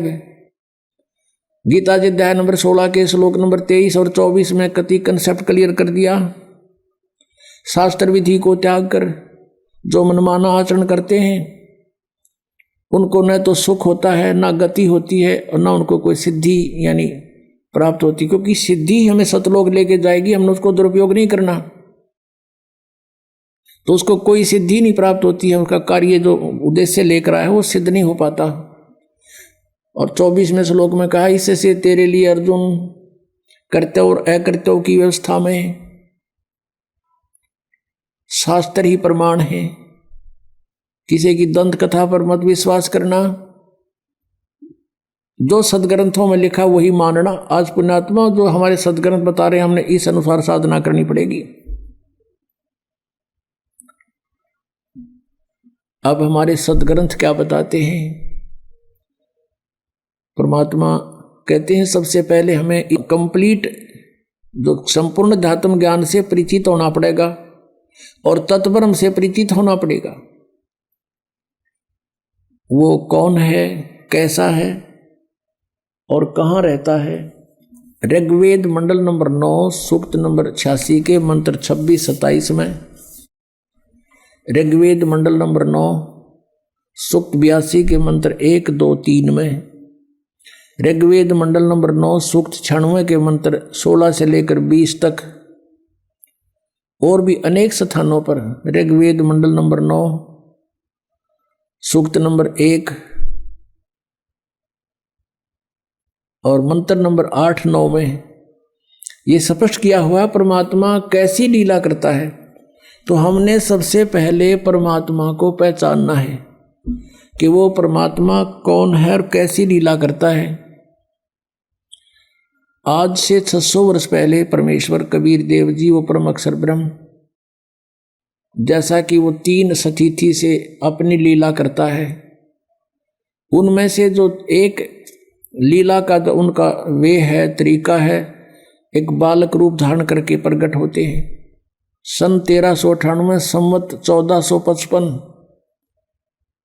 और ज्येष्ठ सुदी पूर्णमासी यानी जेठ उतरते की पूर्णमासी, उस पूर्णमासी को, पूर्णिमा को परमात्मा सतलोक से चलकर गति करके आए और वहां प्रकट हुए। अपने आत्मा साथ के साथ आपको सदग्रंथों से परिचित कराना अनिवार्य है, दास का एक कर्तव्य बनता है। आपको शिक्षा इसलिए परमात्मा ने दिलाई है कि आप परमात्मा पहचान लो, न इस रोजी रोटी के लिए इस शिक्षा की कतई जरूरत नहीं थी। पहले हमारे पूर्वज थे अपना सिंपल वे से कच्ची झोपड़ी डालकर मकानों में गुजारा करते थे। 20-20, 10-10 पीढ़ी ऐसे पार होगी, निकल गए यहाँ से कब टाइम पास करके। और जब से ये शिक्षा मिली है हमें, इस भौतिक सुख तो गणा दिखा पर दुख टेंशन बिना गिनती की होगी। अब इसको देना अनिवार्य था नहीं, पहले परमात्मा ने ये विष आपके ऊपर नहीं आने दिया। अब इसलिए ये शिक्षा आपको इसको बहुत अच्छा मानते हैं, लेकिन अच्छा ये इस दृष्टिकोण से तो अच्छा है कि हम भगवान पहचान लेंगे अब बस, और बाकी डॉक्टर बन गए, इंजीनियर बन गए हैं, और कोई IAS IPS बन गए। ये तो पेट का रोड़ा सारा, इसके लिए इसकी जरूरत हमने नहीं थी। अपना 2 रोटी चाहिए थी आराम से, और सिंपल वे से रहता वो जीव सुखी है। इन कोई भी सुखी नहीं प्राणी, चाहे कितना या बड़ा अफसर हो, अधिकारी हो, चाहे मंत्री हो, चाहे मुख्यमंत्री हो, वो सुख नाम की चीज नहीं उनके पास, क्योंकि हमें पता नहीं। परमात्मा ने हमें बताया कि 21 ब्रह्मांड में सुख नाम की चीज नहीं है, कदे भूल लाग रही हो तुम्हारे। लेकिन ये शिक्षा जो मिली है इसका उद्देश्य ये है कि हम भगवान पहचान लेंगे, अपना पीछा छुटवा लेंगे और वहां चले जाओगे जहां जरा और मरण नहीं होता, वहां वृद्धावस्था नहीं होती, वहां पर मृत्यु नहीं होती। तो फिर हम वही ना रहेंगे, यहाँ क्या करेंगे? यहाँ जो कितना सुखी है आपके पास, बच्चे भी हैं, संतान अच्छी है आपकी, और खूब यहाँ संसारिक भौतिक सुख भी है। कल मृत्यु हो जा, भक्ति बिना अगले दिन गधा बन गया, बता चाट उस ठाठ ने जो छोड़ के चला गया, क्या काम आया आपके? तो परमात्मा कहते हैं हम जब मृत्यु तो होगी होगी, ये परिवार भी आपके साथ नहीं जाएगा। ठीक है, इसमें रहते हुए बच्चों को भी इस मार्ग पर लगाओ, इसी सीढ़ी पर चढ़ा दे उनको भी, और आशा करे कि दोबारा यहाँ नहीं आएंगे। हे भगवान, सपने में भी नहीं सोचा फिर जन्म हो मेरा आया, फिर जन्म हो गया, दुर्गति फिर शुरू है जो सफर कर रहे हो आप। ना जाने कब ये पूरा हो जा, कब छोड़ के जाना पड़ जा। ऐसे कहर में हम रह रहे हैं, कति निश्चिंत ठाठ बना रहे हैं, नाचे कूदे भंगड़े पावे ऐसे गंदे लोक में, और नाचन कूदन का गाने सुने, फिल्म देखे। ये कैसी रुचि बन जाती है आप लोगों की। फिर आपका छींट नहीं लाग रही इस ज्ञान की। आपने समझा नहीं इस परमात्मा क्या कहने आए थे हमारे लिए, तुम कहाँ पड़े हो और निकलो यहाँ से। फिर हमारा छींट नहीं लगी अभी, तो हमारे गहराई से जख्म बनना चाहिए अंदर शरीर में, आत्मा में, कि हम कहाँ रह रहे हैं। नानक साहब जी से पूछा था कि आप यहाँ हमेशा मायूस से रहते हो, तब उन्होंने कहा था भाई मायूस क्यों ना रहे, ना जाने यहाँ के बिजली पड़ जाए 1 मिनट में, ना जाने काल की कर डारे किस भी डर जा पासावे, और जिनाते सरते मौत खुड़कती उनानू केड़ा हंसावे। एक विवाह हुआ, विवाह की तैयारी थी, लड़के वाले नाच कूदन डीजे ला रखे, बहुत मस्ता रखा। अगले दिन बारात जावे थी, 20 किलोमीटर गए थे अपने शहर से, वहां दुर्घटना होगी, दूल्हा भी मर गया और 5 और मर गए। पहले दिन तो डीजे बाजे नाचे थे, अगले दिन समाचार पेपरों में उनकी रोते हुए बिलखते हुए की चित्र देख के आत्मा रो रही थी कि भगवान, हे परमात्मा, बड़ी आंख खोली आपने हमारी। कहते ना जाने काल की कर डारे किस भी ढल जा पासावे, और जिनाते सरते मौत खुड़कती उन्होंने केड़ा हंसावे। 1 सेकंड का भरोसा नहीं के बिजली गिर जा और यहाँ नाचे कूद फट करे, तो बिना ज्ञान के नशे में आदमी ऐसी गलती कर सकता है। कबीर ये माया अटपटी सब गट आन अड़ी, और किस किस ने समझाऊं या कुएं भांग पड़ी। तो अब ये भांग को उतारने का एंटीबायोटिक कैप्सूल, ये प्रवचन और ये ज्ञान, ये मंत्र रूपी औषधि आपको कानों के माध्यम से प्रवेश की जा रही है। तो इससे जब पता चलेगा, अध्यात्म ज्ञान से परिचित होंगे, तब हम सफल होंगे। अब हमने ये देखना है कि वो परमात्मा जिसकी हम खोज कर रहे थे और जिसकी लीला हम कहाँ मानते थे, वेदों में, गीता जी में और पुराणों में, तो अब वही सदग्रंथ हम खुद पढ़ रहे हैं। अब हम खुद पढ़ रहे हैं और पढ़ का अपना निर्णय कर रहे हैं, क्योंकि हमारे पास वो मास्टर की है, तो जिससे हम सब सदग्रंथों को समझ सकते हैं। वो हमारे पास कुंजी है, वो सृष्टि रचना जो परमात्मा ने स्वयं आकर बताई थी 600 वर्ष पहले, कि ऐसे ऐसे आप वहाँ रहा करते थे सतलोक में, वहाँ आपने गलती की थी, काल ने तप किया था, तुम उस पर आसक्त हो गए, भगवान से मन हट गया, इसके साथ आगे। और यहाँ फिर इसने तुम्हारे को दुखी इसलिए कर रखा है कि वो परमात्मा दुखी होगा जितना मैं इन न सताऊंगा। हमें जितना ये दुखी कर सकता उतना कर रहा है ये, और क्योंकि हम इसके नहीं हैं, हम अपने कबीर भगवान के बच्चे हैं। अब वो रोता है हमारे लिए, क्योंकि हम उसकी आत्मा है, गलती करके आ जरूर गए, लेकिन उसको भी दुख है। जैसे किसी की बेटी बिगड़ जा, लड़का बिगड़ गया, और नाला लड़के तो ब्याह कर दिया उस लड़की ने, फिर वो उसको तंग कर रहा है माता पिता के ऊपर क्या होकर, फिर वो माता पिता फिर भी रो रहे हैं, मेरी बेटी दुखी हो रही है, वो चैन से नहीं रह सकती। तो वही स्थिति हमारी यहाँ पर है। तो ये इतना दुखी कर रहा है आपको, क्या हालत कर रखी है आपकी, जीना छोड़ रखा है, और हम फिर भी यही सोचते हैं कि ना ऐसा ही जीवन होगा। ये तो नरक भोग रहे हैं, चाहे यहाँ पर प्रधानमंत्री क्यों ना हो, 36 बीमारी पावेंगी, टेंशन 100 की 100, घर में कोई और बीमारी पैदा हो रही होगी, ना जाने क्या घटना घट रही। तो कहने का भाव ये है, हमने इस सारे दातों को समझना और फिर हमने उस भगवान को पहचानना है, और जिस परमात्मा के विषय में ये कहा जाता रहा है कि वेदों में उस भगवान का ज्ञान भरा पड़ा है, उसकी जानकारी है। वो क्या जानकारी वेदों में, देखिएगा। ऋग्वेद मंडल नंबर 9 सूक्त नंबर 1, ये देखिएगा। प्रकाशक हैं सर्वदेशिक आर्य प्रतिनिधि सभा, मेरे सिद्धांत भवन, रामलीला मैदान, नई दिल्ली से। मुद्रक के Prince offset printers 1510 Pataudi house, Daryaganj, नई दिल्ली से। इसका 9वें मंडल का प्रथम सूक्त पढ़ेंगे। ये 9वां मंडल 9वां मंडल। अब यहाँ से थोड़ा सा ये देखना है कि इन्होंने, क्योंकि ये भगवान को निराकार मानते रहे, इसलिए आगे चल के थोड़ा सा इन्होंने गड़बड़ की है, उसको यहाँ से पहचाना जाएगा। 1 नंबर मंत्र है मंडल नंबर 9 के सूक्त नंबर 1 का मंत्र 1। इसमें लिखा है कि हे परमात्मन, ठीक, यानी परमात्मा की जानकारी है ये। ऋग्वेद मंडल नंबर 9 सूक्त 1 मंत्र अब 2 पढ़ रहे हैं। इसमें लिखा कि हे परमात्मन आप, ठीक, और फिर तीसरे में हे परमात्मन आप, चौथे में हे परमात्मन आप, यानी परमात्मा की महिमा चल रही है। और 5वें में हे परमात्मन आप तुमको, और फिर अब 6ठे में हे परमात्मन आप। अब 7वें में गड़बड़ होगी, इनके मुश्किल होगी, आगे तो भगवान को साकार लिखा है, अब 7वें में लिखना शुरू कर दिया उस पुरुष को गड़बड़ करनी शुरू कर दी ना। अब 8वें में फिर लिख दिया उस पुरुष को, यहाँ लिखना था उस परमेश्वर को। अब थोड़ा सा ये कंसेप्ट फिर क्लियर करना पड़ेगा। अब इन वेदों के अनुवाद करता महर्षि दयानंद और उनके अनुयायी हैं। अब महर्षि दयानंद के सिद्धांत को वो फाइनल मान के चल रहे हैं कि भगवान निराकार है, और जो भी उसने लिखा है, जो भी मीनिंग दिए हैं, उसको वो सत्य मानकर उसके आधार से चलते हैं। अब देखिएगा, एक पुस्तक है महर्षि दयानंद द्वारा लिखी, ये है ये महर्षि दयानंद सरस्वती कृत ये पुस्तक है।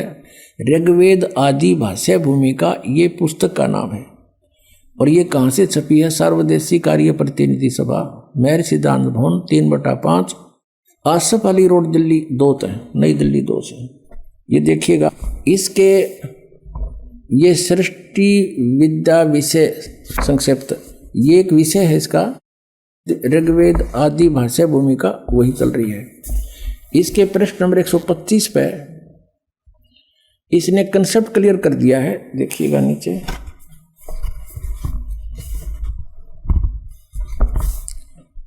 ये लिखा है यत पुरुष, और इसका अर्थ लिखा है पुरुष उसको कहते हैं जो सर्वशक्तिमान ईश्वर कहाता है। अंडरस्टूड हो गया? पुरुष माने परमेश्वर, पुरुष उसको कहते हैं, दयानंद की लिखी हुई है, अनुवाद किया हुआ है, जो सर्वशक्तिमान ईश्वर कहाता है, यानी सर्वशक्तिमान। ये भी ना ईश्वर का वेरा था ना परमेश्वर का, फिर भी जो इनके अनुयायियों को ये मानने हैं कि दयानंद ने जो कहा वो सच्ची है, यानी पुरुष माने परमेश्वर। तो अब फिर पढ़ेंगे इसको। अब सिद्ध हो गया कि पुरुष माने परमेश्वर। अब हम यहाँ जहाँ पर इन्होंने गड़बड़ीकरण की सोची है, भी इसको इससे क्लियर कर लेंगे कि जहाँ ये पुरुष लिखा है वो परमेश्वर है, भगवान जो सर्वशक्तिमान का आता है वो उसको पुरुष कहते हैं। तो ये देखिए, अब हम वही आगे हैं, ऋग्वेद मंडल नंबर 9 सूक्त नंबर 1 का और मंत्र नंबर 6 तक तो ये परमात्मा लिखे गए। और 7वें में जब लागी लो बात भगवान की साकार की सह शरीर की, वहाँ पुरुष लिखना शुरू कर दिया। क्यों सोचा को व्यक्ति के बारे में बात होगी, पुरुष माने उस परमात्मा को। अब देखो 8वें में कमाल कर दिया, उस पुरुष को यानी उस परमेश्वर को उग्र गतियां प्रेरणा करती हैं। ये बताएंगे आपको सृष्टि रचना में कि सब बहुविध जीवन कीन पुकारा, तपशिला पर जल रहे थे जब हाहाकार मच रहा था। भगवान वहाँ उन परिस्थितियों को देखकर वहाँ आए अपना ज्ञान समझाने के लिए। तो उस परमेश्वर को, पुरुष माने परमेश्वर सिद्ध हो गया, उस परमेश्वर को उग्र गतियाँ प्रेरणा करती हैं, यानी कुछ ऐसी स्थिति बन जाती जैसे ही हाहाकार मच रहा, कुछ जीवन नहीं रहा प्राणी का, एक माया जोड़न का उद्देश्य बन गया। तो उस समय में परमात्मा या स्वयं आते हैं या अपना दास कोई भेजते हैं अपनी पावर दे करके। तो उस पुरुष को उग्र गतियाँ प्रेरणा करती हैं। जब परमात्मा स्वयं आते हैं उस समय का जिक्र है। और भासमान शरीर को यानी तेजोमय शरीर को वह पुरुष यानी वह परमात्मा प्राप्त होता है। पुरुष माने परमात्मा। क्लियर हो गया? अब देखो ऋग्वेद मंडल नंबर 9 सूक्त नंबर 1 का आगे हम पढ़ रहे हैं। और जिसमें 3 प्रकार से दूसरों का वारण माने कल्याण करने वाला मधुमेह शरीर मिलता है। मधु में यानी बड़ा प्यारा शरीर मिलता है। वो 3 प्रकार के शरीर से सबका सब व्यवस्था को संभालता है। ये भी क्लियर हो गया। फिर उसमें से दूसरी प्रकार की जो लीला है वो यहाँ लिखी है कि अभी अदन्या उत्सरंती धेनुव शिशुम सोम इंद्राय पातवे। उस सोम स्वभाव वाले श्रद्धालु पुरुष को, ये पुरुष हटा दिया यहाँ पर, अमर पुरुष लिखना था। सोम माने उस चंद्रमा के से शीतल स्वभाव वाले भगवान अमर पुरुष को, और पुरुष माने यहाँ पर परमेश्वर समझो। उस सोम स्वभाव वाले परमेश्वर को जो शिशु रूप में, शिशुम, ये शिशुम मूल पाठ में शिशुम लिखा है, शिशुम कुमार अवस्था में ही, यानी जब वो बालक रूप में प्रकट होते हैं। अभी अधन्या, अधन्या माने बिना धनाई, जिसको सांड ने टच ना किया हो। कंवारी, अभी माने पूर्ण रूपेण, सब प्रकार से पूर्ण रूपेण अधन्या, जो सांड के द्वारा कभी सथाई ना गई हो। तो इस कहने का भाव कि कंवारी गायें, गौवें, धेनु गौवें तृप्त करती हैं। उनकी परवरिश की लीला इन कंवारी गायों के द्वारा होती है जब परमात्मा सी स्वरूप धारण करके आते हैं। ये तो बता दिया वेदों ने, और चारों वेदों में इसका रह रहकर प्रकरण है, बहुत कोई प्रसंग है इसके। अब इसमें कंसेप्ट क्लियर है, इसलिए एक ही दिखाते हैं, समय आने पर फिर और दिखाया करेंगे। अब वो सूक्ष्म वेद में लिखा है उस परमेश्वर ने जो लीला की थी आज से 600 वर्ष पहले, और उस समय क्या हुआ था ये देखिएगा। ये सूक्ष्म वेद है, इसमें दिखाते हैं आपको कि जब परमात्मा शिशु रूप धारण करके कमल के फूल पर लहर तारा नामक तालाब में प्रकट हुए, वहां पर एक अष्टानंद नाम के ऋषि साक्षी हैं इस बात के कि कोई ऊपर से तेज का गोला आया, और उसने देखा ऊपर वो नहा धोकर सुबह सुबह वक्त से उस तालाब पर एकांत स्थान पर प्राकृतिक शांति के अंदर बैठकर अपना साधना करने की चेष्टा कर रहा था। एकदम आकाश से एक प्रकाश का गोला सा आया, उसने देखा, ध्यान से आंखें बंद होगी, जैसे सूर्य की तरफ हम देखते हैं, देख नहीं सकते, आंखें बंद होती हैं, फिर भी उसमें सूर्य का जो आकार है वो दिखाई देता रहता रहकर ऐसा अंदर हमारे फीड हो जाता है प्रतिबिंब। महर्षि अष्टानंद जी जो रामानंद जी के शिष्य थे, उसने जो उधर देखा वो सहन नहीं कर सका उस तेज को, आंखें बंद हुई तो उसमें क्या देखा है कि नवजात शिशु बालक का रूप दिखाई दे रहा, ऊपर से आ रहा है। दोबारा देखता है, आंखें खोलकर क्या देखा, वो प्रकाश एक कोने में लहर तारा तालाब में उसी में सिमट जाता है। वो उठकर चला जाता, अपने गुरु जी से प्रश्न करता है कि भगवान मैंने ऐसे ऐसे देखा। तो रामानंद जी कहते हैं कि बेटा ये कोई अवतार गण आते हैं ऊपर से, तब ये तारा सा टूटा करता है, कोई ऊपर से अवतार आए हैं और यहाँ किसी कोई देव आया होगा, किसी माँ से गर्भ लेगा और यहाँ अपनी लीला करेगा। तो इनको तो इतना ही पता है कि इनके भगवान माँ से ही जन्म लेते हैं, और वो स्वयंभू परमात्मा है, स्वयंभू, उसका कोई जन्म प्रदात करने वाला नहीं, स्वयंभू स्वयं प्रगट है, स्वयं ही वो प्रगट है, कोई इसका जन्मदाता नहीं है। उधर से नीरू नीमा नाम के 2 दंपति थे जुलाहे, वो स्नान करने के लिए वहां जाया करते थे। वो पहले ब्राह्मण थे, मुसलमानों ने उनको जबरदस्ती मुसलमान बना दिया था। वो भले ही मुसलमान बन गए थे लेकिन वो अपने आत्मा से भगवान शंकर को नहीं निकाल पाए थे, उन्हीं की अंदर से उसी की आराधना करते रहे। उस दिन भी उन्होंने यही कहा कि हे भगवान शिव जी, क्या हमारे लिए, उसकी पत्नी ने कहा क्या आपकी दासी के लिए आपके घर पे बच्चों की कमी पड़ गई, हमें भी एक खिलौना दे देते, हमारा भी जीवन आधार बन जाता। ऐसे करते हुए लहर तारा तालाब पर पहुंचे। वहां क्या देखा, नवजात शिशु कमल के फूल पर पाया, घर ले आए। 25 दिन के हो गए, ना जल पीवे ना दूध पीवे, और फले फूले ऐसे जैसे किलो दूध पीता हो बच्चा डेली, और स्वस्थ इतने। अब उसकी जो मुंह बोली माता नीमा बहुत दुखी होगी, बहुत बुरी तरह रोने लगी। हे भगवान शिव जी, आपने या तो सुनना नहीं था या तो ये देना नहीं था, अब दे कर ले रहे हो भगवान, अब मैं नहीं जीऊंगी इस बालक बिना। ना जाने इस बच्चे ने मेरे पर क्या जादू कर दिया, मैं इसके बिना जीवित नहीं रह सकती। 25 दिन हो गए कुछ खाया नहीं, अब ये मरेगा साथ मरूंगी मैं, पक्का इरादा। तब परमात्मा ने प्रेरणा की, शिव भगवान को क्रय करावे साइया मन में लहर उठा। शिव जी एक साधु रूप बनाकर वहां प्रकट हो गए, क्योंकि वो शिव जी को याद करके रो रही थी। तो पूछा, माई क्या बात है, क्यों रो रही है? सारी कथा बताई, सारी कहानी बताई कि एक दिन हृदय से पुकार की थी, 60 वर्ष की आयु होगी, संतान नहीं थी। एक दिन प्रार्थना की थी अपने शिव भगवान से, उन्होंने हमारी सुनी। एक लहर तारा तालाब के ऊपर कमल के फूल पर बालक दे दिया। अब ये बच्चा कुछ खा पी नहीं रहा है, 25 दिन का हो गया महात्मा जी। अब ये मरने वाला है, गेल मैं मरूंगी, इसके साथ मरूंगी दरिया में डूब के, ये मेरा अटल इरादा है। तब उसने कहा, माई देखा तेरे बच्चे को, कहाँ है वो? लाई उठा के माई ने सोचा महाराज के चरणों में डाल देती हूँ। जो ही उसने चरणों में डालना चाहा, परमात्मा आकाश में उड़ गए और शिव जी के सिर के पैर लला करके यहाँ ऐसे आकाश में हवा में स्थिर हो गए। तब शिव जी ने ऐसे किया, शिव जी के हाथों में आ गए। फिर परमात्मा बोले कि इनको कहो एक कंवारी गाय ले आवें और उसके ऊपर आप हाथ रख दियो महात्मा जी, वह दूध दिया करेगी, वह दूध पीऊंगा मैं। 7 बार बोले बच्चे, 7 बार चर्चा करी विष्णु परमात्मा ने शिव जी से। और वो देख रही, नीरू भी आ गया। नीमा देख रही है, वो ये सोच रही है कि इस महात्मा में इसी करामात है, मेरा बेटा आकाश में उड़ा दिया, इसी महात्मा में ये करामात है। यूँ बोल रहा है बच्चा 25 दिन का।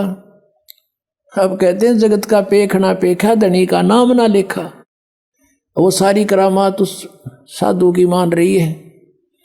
जैसा भी आदेश था, शंकर भगवान ने कहा कि नीरू जा एक कुंवारी गाय ले और कोरा बर्तन ला, कुमार के साफ छोटा सा वो ले आया। भगवान शिव जी ने उस पर कमर पर हाथ मार दिया। लंबे लंबे सतन हो गए, दूध अपने आप सर्वित हो गया, थनों में से निकलना धार बंद की। वो साफ पात्र जो लाए थे कुमार के घर से, वो नीचे रख दिया, पात्र भरते ही बंद हो गया। तो परमात्मा को दूध पिला गया, गट गट पी गए। अब ये लीला भगवान करता है, वेद बताते हैं और करी भगवान के इतिहास बताता है, उनकी लीला बताते हैं कि उन्होंने ऐसा किया। तो परमात्मा कौन फिर? वेद बताते हैं कि वो कुंवारी गायों का दूध पीता है। और पिया किसने? कृष्ण तला गाँव रखा करता, 200 400 ये थी, इन्होंने पिया, कुंवारी गाय का पिया। इनकी जीवनी में लिखा हुआ ये दिखाते हैं आप। ये है कबीर सागर, ये परमात्मा की लीला लिखी है इसके अंदर। ये 5वां वेद है, सूक्ष्म वेद, खेमरा श्री कृष्ण दास प्रकाशन बम्बई, ये वहाँ से प्रकाशित है। यहाँ प्रथम खंड कबीर पंथी भारत पथिक स्वामी युगलानंद बिहारी द्वारा परिष्कृत, यानी कबीर पंथियों का लिखा हुआ। दास ने अपनी तरफ से नहीं लिखा कुछ भी इसमें किसी में। यह मुद्रक एवं प्रकाशक है खेमरा श्री कृष्ण दास, अध्यक्ष श्री वेंकटेश्वर प्रेस, खेमरा श्री कृष्ण दास मार्ग बम्बई, इतने।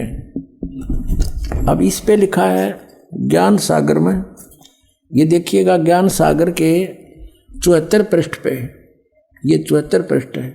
इसमें कहते हैं सुन जुल्हा बन भयो आनंदा, जिमी चकोर पायो निश्चंदा। जैसे रात में चकोर पक्षी ने चांद दिख जा, कहते ऐसे बच्चा मिला तो इतनी खुशी हुई। ले सुत चले हर्ष मन की ना, तासो पुन अस बोल ही दीना। सुत काशी को ले चले लोग देखते आम, अन्न पानी बख्श नहीं जुल्हा शोक जनाब। अब कुछ नहीं खावे, बालक लेकर आगे। तब जुल्हा मन कीन दीवाना, रामानंद सो कही उत्पाना। जैसे कोई बच्चे गड़बड़ हो जाए तो साधु संतों के पास जाके पूछते हैं, हमारा बच्चा वो दूध नहीं पीता, कारण बताओ भगवान। महाराज जी, तो मैं सुत पायो बड़ा गुणवंता, कारण कौन बखे नहीं संता।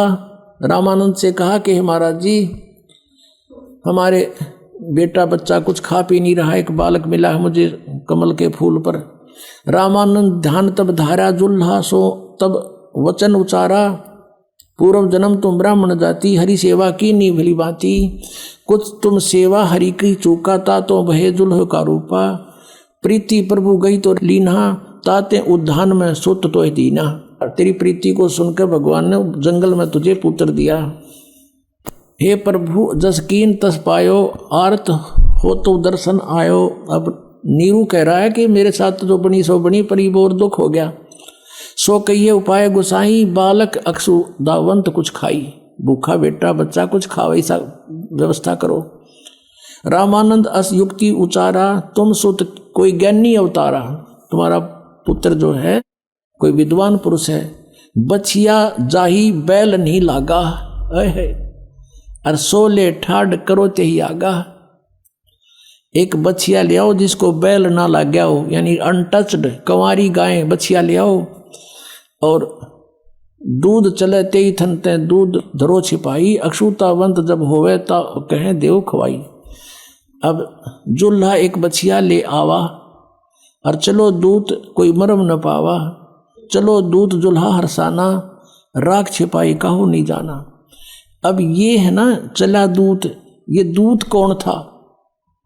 ये भगवान शंकर थे। अब इसकी पुष्टि पुण्यात्मा कबीर सागर परमेश्वर का विधान 5वां वेद और उनकी जीवनी है। इसमें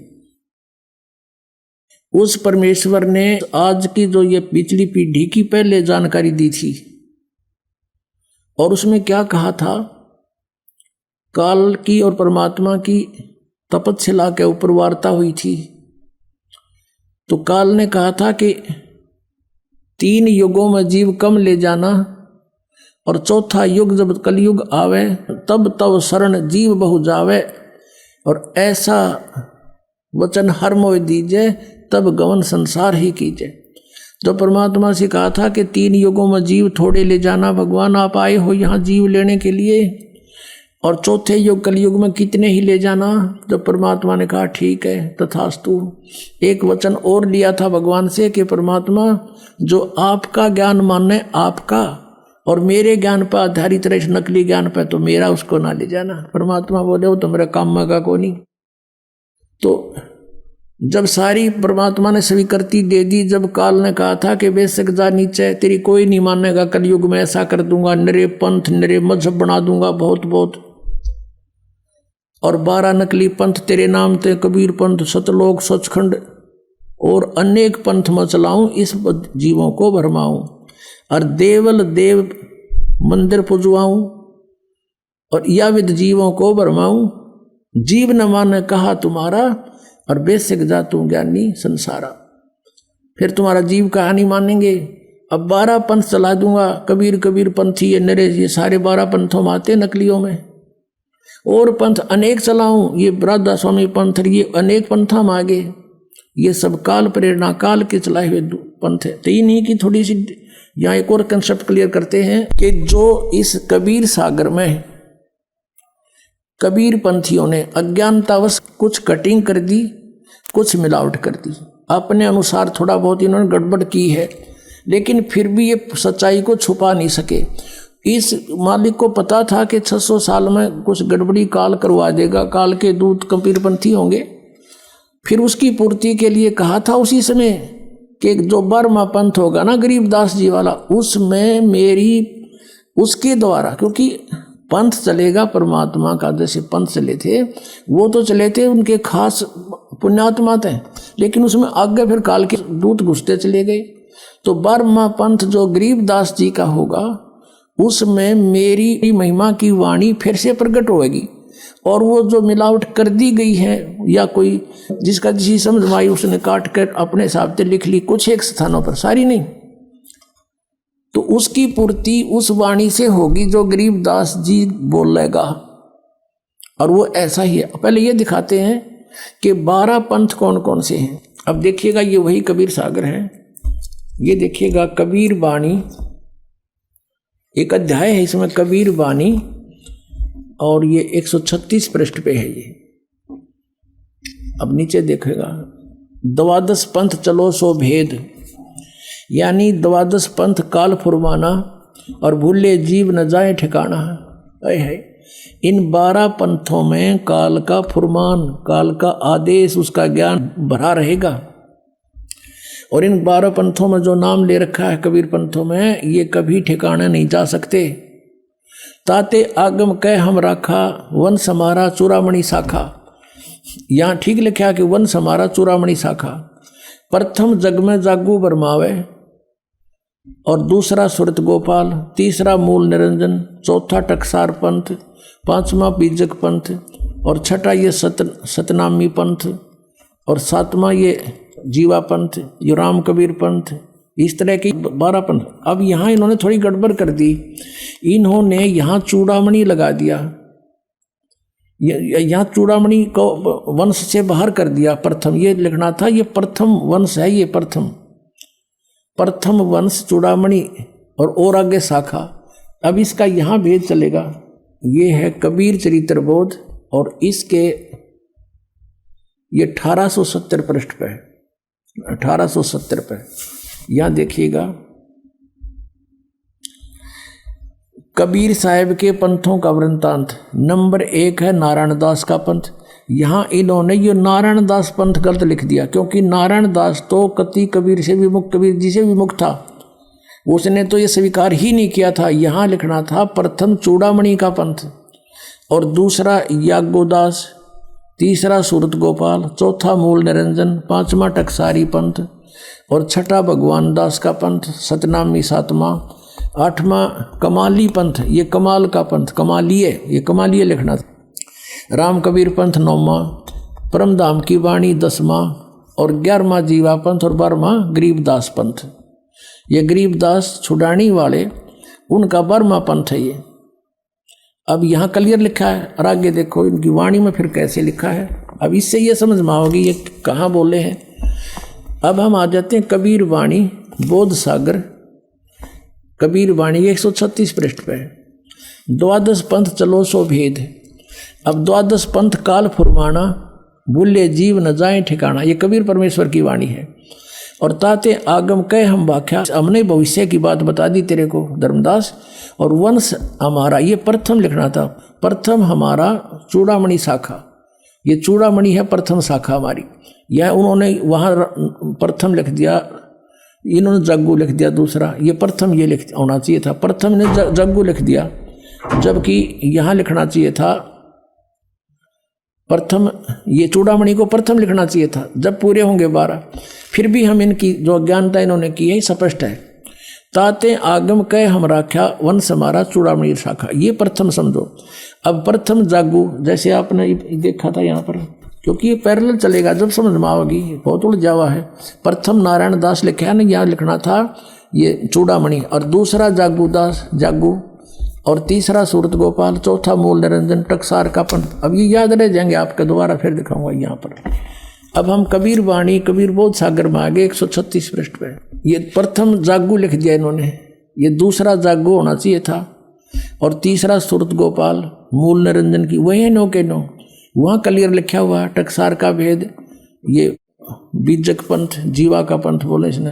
फिर है छठवां है सतनामी, फिर राम कबीर पंथ, ये ज्ञानी पंथ 10वां, और 11वां ये भेद परम धाम की वाणी, ये परम धाम की वाणी जो पंथ है ये 10वां है, ये 11वां, ये 10वां लिखा। अब 12वां संवत 1775 हुई, ये मिसप्रिंट हो रहा है यहाँ पर, संवत 1775 है, नहीं है 74 होना चाहिए। संवत 1774 में गरीबदास जी का जन्म है, ये 12वां पंथ गरीबदास पंथ है।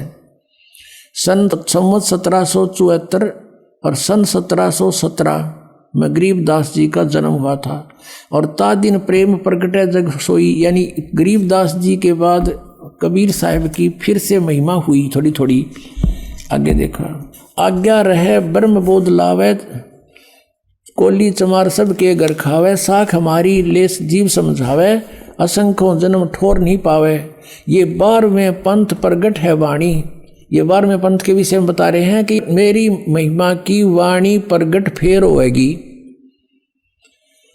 12वें पंथ 12वां पंथ गरीबदास पंथ, फिर देख लीजिए, ये है कबीर चरित्र बोध में, और 1870 पे कबीर साहब के 12 पंथों का ये 12वां पंथ गरीबदास पंथ है। अब 12वें पंथ का हम फिर आगे यहाँ पर 136-37 पर बोध सागर में और कबीर वाणी चैप्टर पे। बर में पंथ प्रगट हुआ वाणी, हवे हवे होता ही हो। बर में पंथ प्रगट हुआ वाणी और शब्द हमारे का निर्णय ठानी। गरीबदास जी के द्वारा मेरी महिमा की वाणी, मेरी यथार्थ ज्ञान फिर से प्रकट करवाऊंगा। परमेश्वर कबीर जी ने गरीबदास जी में सारा ज्ञान फीड कर दिया, उन्होंने फिर बोला और लिपिबद्ध किया गया। अब कहते हैं बर में पंथ प्रगट हुआ वाणी, शब्द हमारे की निर्णय ठानी। हमारी वाणी को समझने की चेष्टा करेंगे गरीबदासी पंथ वाले, लेकिन समझ नहीं सकेंगे। अस्थिर घर का मर्म ना पावे, ये 12 पंथ हम ही को ध्यावे। अब गरीबदास पंथ तक भी परमात्मा ने बैन लगा दिया कि ये पार नहीं हो सकते। फिर कहते हैं बर में पंथ हम ही चल आवे। गरीबदास वाले पंथ में कहते आगे चल के हम ही आवेंगे और सब पंथ मिटा एक ही पंथ चलावें। क्लियर हो गया कि बर में पंथ में मेरी महिमा की वाणी प्रकट होगी, जो थोड़ी बहुत गड़बड़ कर गए हैं वो फिर सुचारू करवा दूंगा। और बर में पंथ में हम ही आवेंगे। अब परमात्मा नहीं आए तो इस दास को भेज दिया अपने को, लेकिन शक्ति उन्हीं की काम कर रही है। और सब पंथ मिटा एक ही पंथ चलावें। अब देख लेना कुछ दिनों में इस विश्व में एक ही पंथ रहेगा, एक ही भक्ति का मार्ग रहेगा। अब फिर क्या कहते हैं कि प्रथम चरण कलयुग निराणा, तब मगर मांडो मैदाना। धर्मराय से मांडो बाजी, तब धर बोधो पंडित काजी। अब कहते हैं प्रथम चरण जो होगा, 3 चरण बताए हैं, एक प्रथम एक लास्ट और ये मध्य का। तो प्रथम कलयुग में वहां से शुरू हुआ, परमात्मा मगर से सह शरीर गए थे, लाखों लोगों के व्यक्तियों के उपस्थिति में, ये प्रथम चरण था। अब यहाँ से समझ में आओगी कि 12वें पंथ में मेरी वाणी प्रकट होगी, सही ज्ञान उससे मिलेगा। अब यहाँ कहते 5505 तब ये शब्द होगा साचा। ओए होए, कहते 5505 वर्ष जब कलयुग बीत जाएगा तब ये मेरी बात सच्ची होगी जो आज मैं बता रहा हूँ तेरे को, कि हम प्रकट होंगे, सब ज्ञान सब पंथों को मिटा के एक पंथ चला देंगे। धर्मदास मोरी लाख दुहाई, ये मूल शब्द बार ना जाई, ये बार है। और पवित्र ज्ञान तुम जग में भाखो, मूल ज्ञान तुम गुप्त राखो। मूल ज्ञान जो बाहर पढ़ी, ये बिचली पीढ़ी वंश हंस नहीं तरही। 33 अरब ज्ञान हम बाख्या और मूल ज्ञान हमने गुप्त ही राख्या। गोय माने गुप्त। मूल ज्ञान तुम तब तक छिपाई, जब लग 12 पंथ बिटाई। अब ये 12 पंथों का विनाश हो जाएगा, क्योंकि उनके पास भक्ति का कुछ नहीं, उनकी विधि का पता। अब सच्चाई अब हम प्रकट करेंगे। अब यहाँ देखिएगा, ये कबीर बोध कबीर वाणी हम पढ़ रहे हैं, इसमें और कंसेप्ट क्लियर कर दिया। 134 पृष्ठ पे यहाँ लिखा है कि वंश प्रकार, प्रथम वंश उत्तम। ये चूड़ामणि जी हैं, ये प्रथम वंश तो उत्तम। दूसरा वंश अहंकारी, वो जागू। और तीसरा वंश प्रचंड। चौथा वंश बिरहे। 5वां वंश यह निंद्रा। और 6ठा वंश उदास। 7वां वंश ज्ञान चतुराई। और 8वां वंश 12 पंथ विरोध। 9वां पंथ वंश पूजा। और 10वें वंश प्रकाश। 11वें वंश पसारा। और 12वें वंश हवे प्रगट उजियारा। 12वें में गरीबदास जी 12वां पंथ हो गए। इनके द्वारा मेरी वाणी का 12वें वंश प्रगट हुए उजियारा। मेरी वाणी का यानी मेरी महिमा फिर से कुछ उजागर होएगी। और 13वें वंश मिटे सकल अंधियारा। ये दास इब 13वां वंश है उस परम पिता का। कहते हैं सारा अंधेरा मिट जाएगा, ईसा ज्ञान देगा, वो सब तरह से सेट कर देगा। 13वें वंश मिटे सकल अंधियारा।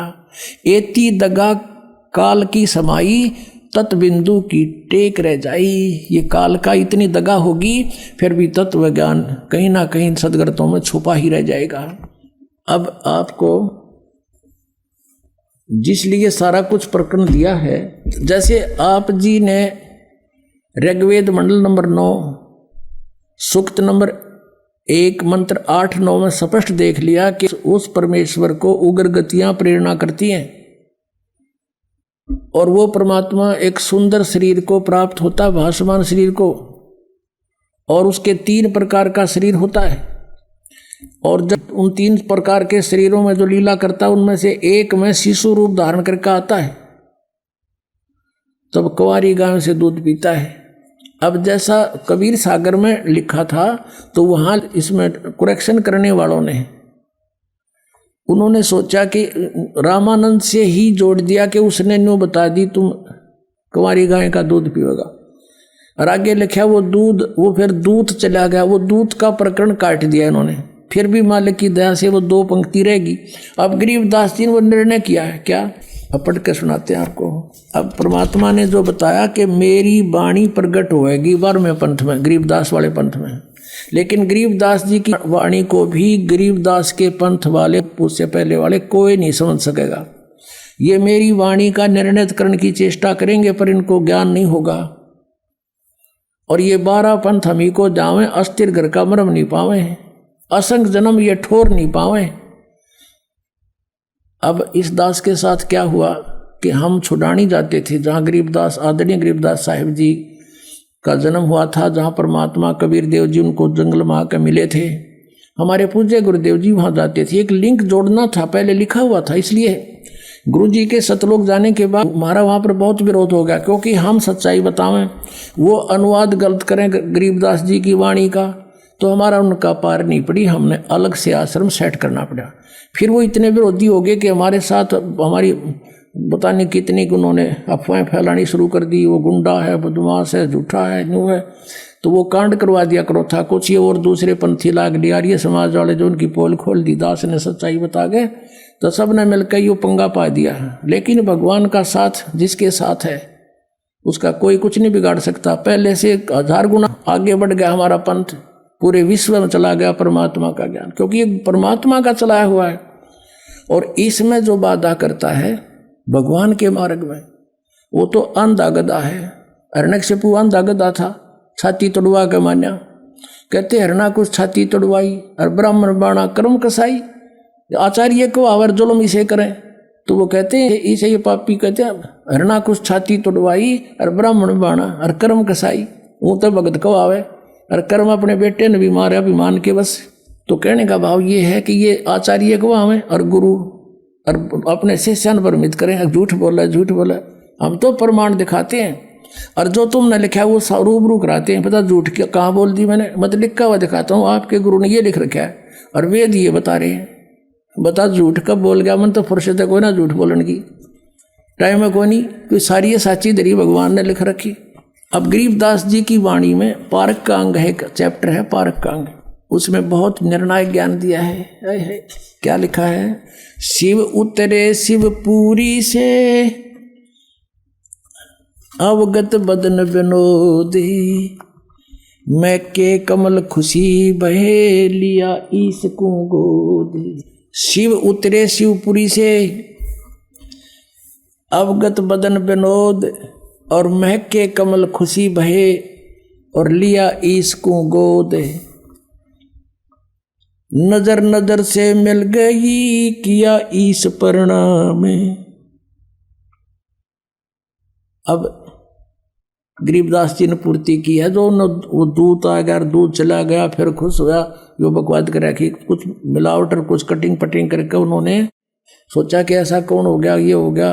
अरे सच्चाई ये थी जो गरीबदास जी ने बताया, जैसे आदरणीय तुलसीदास साहिब जी ने श्री रामचंद्र जी की रामायण लाखों वर्ष पहले जो घटना घटी थी, अब कलयुग में एज इट इज लिख दी चौपाइयों के माध्यम से, और सबको मान्य है वो, क्योंकि एक दिव्य दृष्टि रेंज होती है। उस तुलसीदास की रेंज खुल गई थी, वह दिव्य दृष्टि खुल गई थी, और पीछे की जो चलचित्र की तरह सामने आ जाती सब घटनाएं वो तुलसीदास जी ने लिख दी थी, और वो सही है। ऐसे ही गरीबदास जी ने, परमात्मा ने गरीबदास जी की दिव्य दृष्टि खोल दी, ज्ञान योग खोल दिया। अब वही जो लीलाएं काशी में घटी थी, उसे अरबों खरबों वर्ष पहले सृष्टि जहाँ से प्रारंभ हुई वहाँ तक की रेंज मालिक की, क्योंकि ये दूरबीन की रेंज होती है, दूरदर्शी की, तो परमात्मा जो गरीबदास जी को रेंज दी वह सबसे दूर तक की रेंज की थी।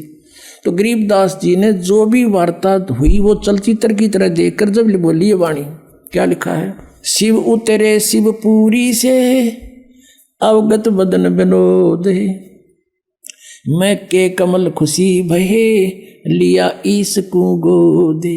शिव भगवान ने जो साधु रूप में खड़े थे, बालक रूप परमात्मा को गोद में ले लिया। नजर नजर से मिल गई किया ईस प्रणाम।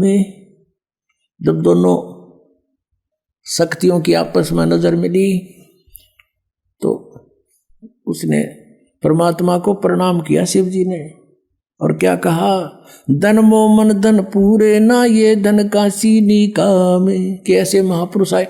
अब वो पहचान तो नहीं सके शिव जी कि ये कौन पुरुष है, कौन भगवान है, लेकिन उनकी जो लीला छवि और अंदर की, क्योंकि इनके अंदर दिव्य दृष्टि होती है, ये अवश्य महसूस हो गया कि ये बहुत परम शक्ति परम सिद्ध पुरुष है।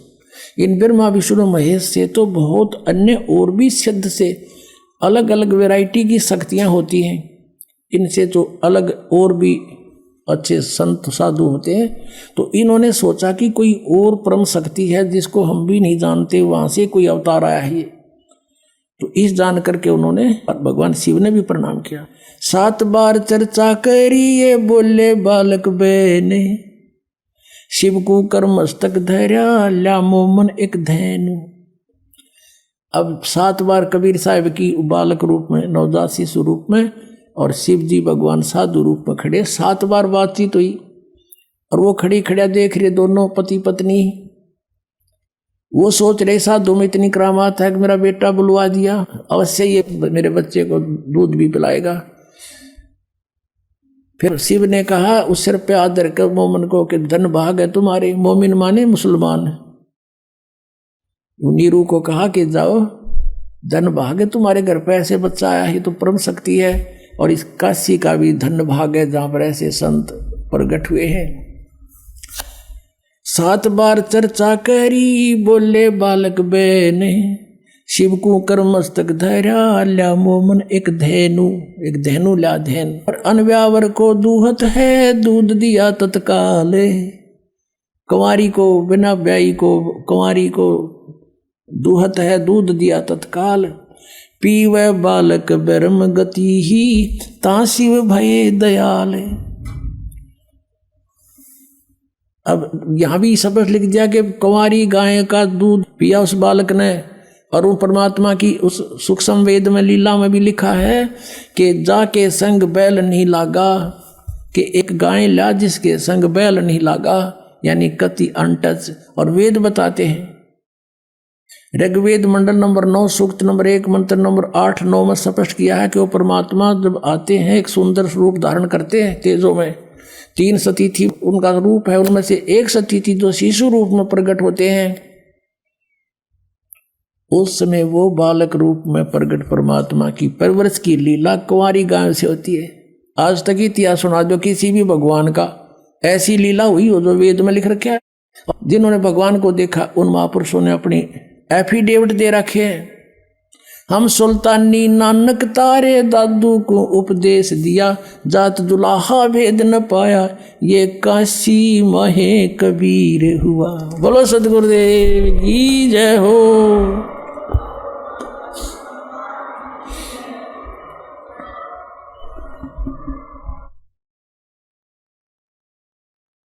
प्रेम पूर्वक प्रसाद लें, और जिन्होंने कल दर्शन कर लिए कृपा वो लाइन बना लगे। सत साहिब।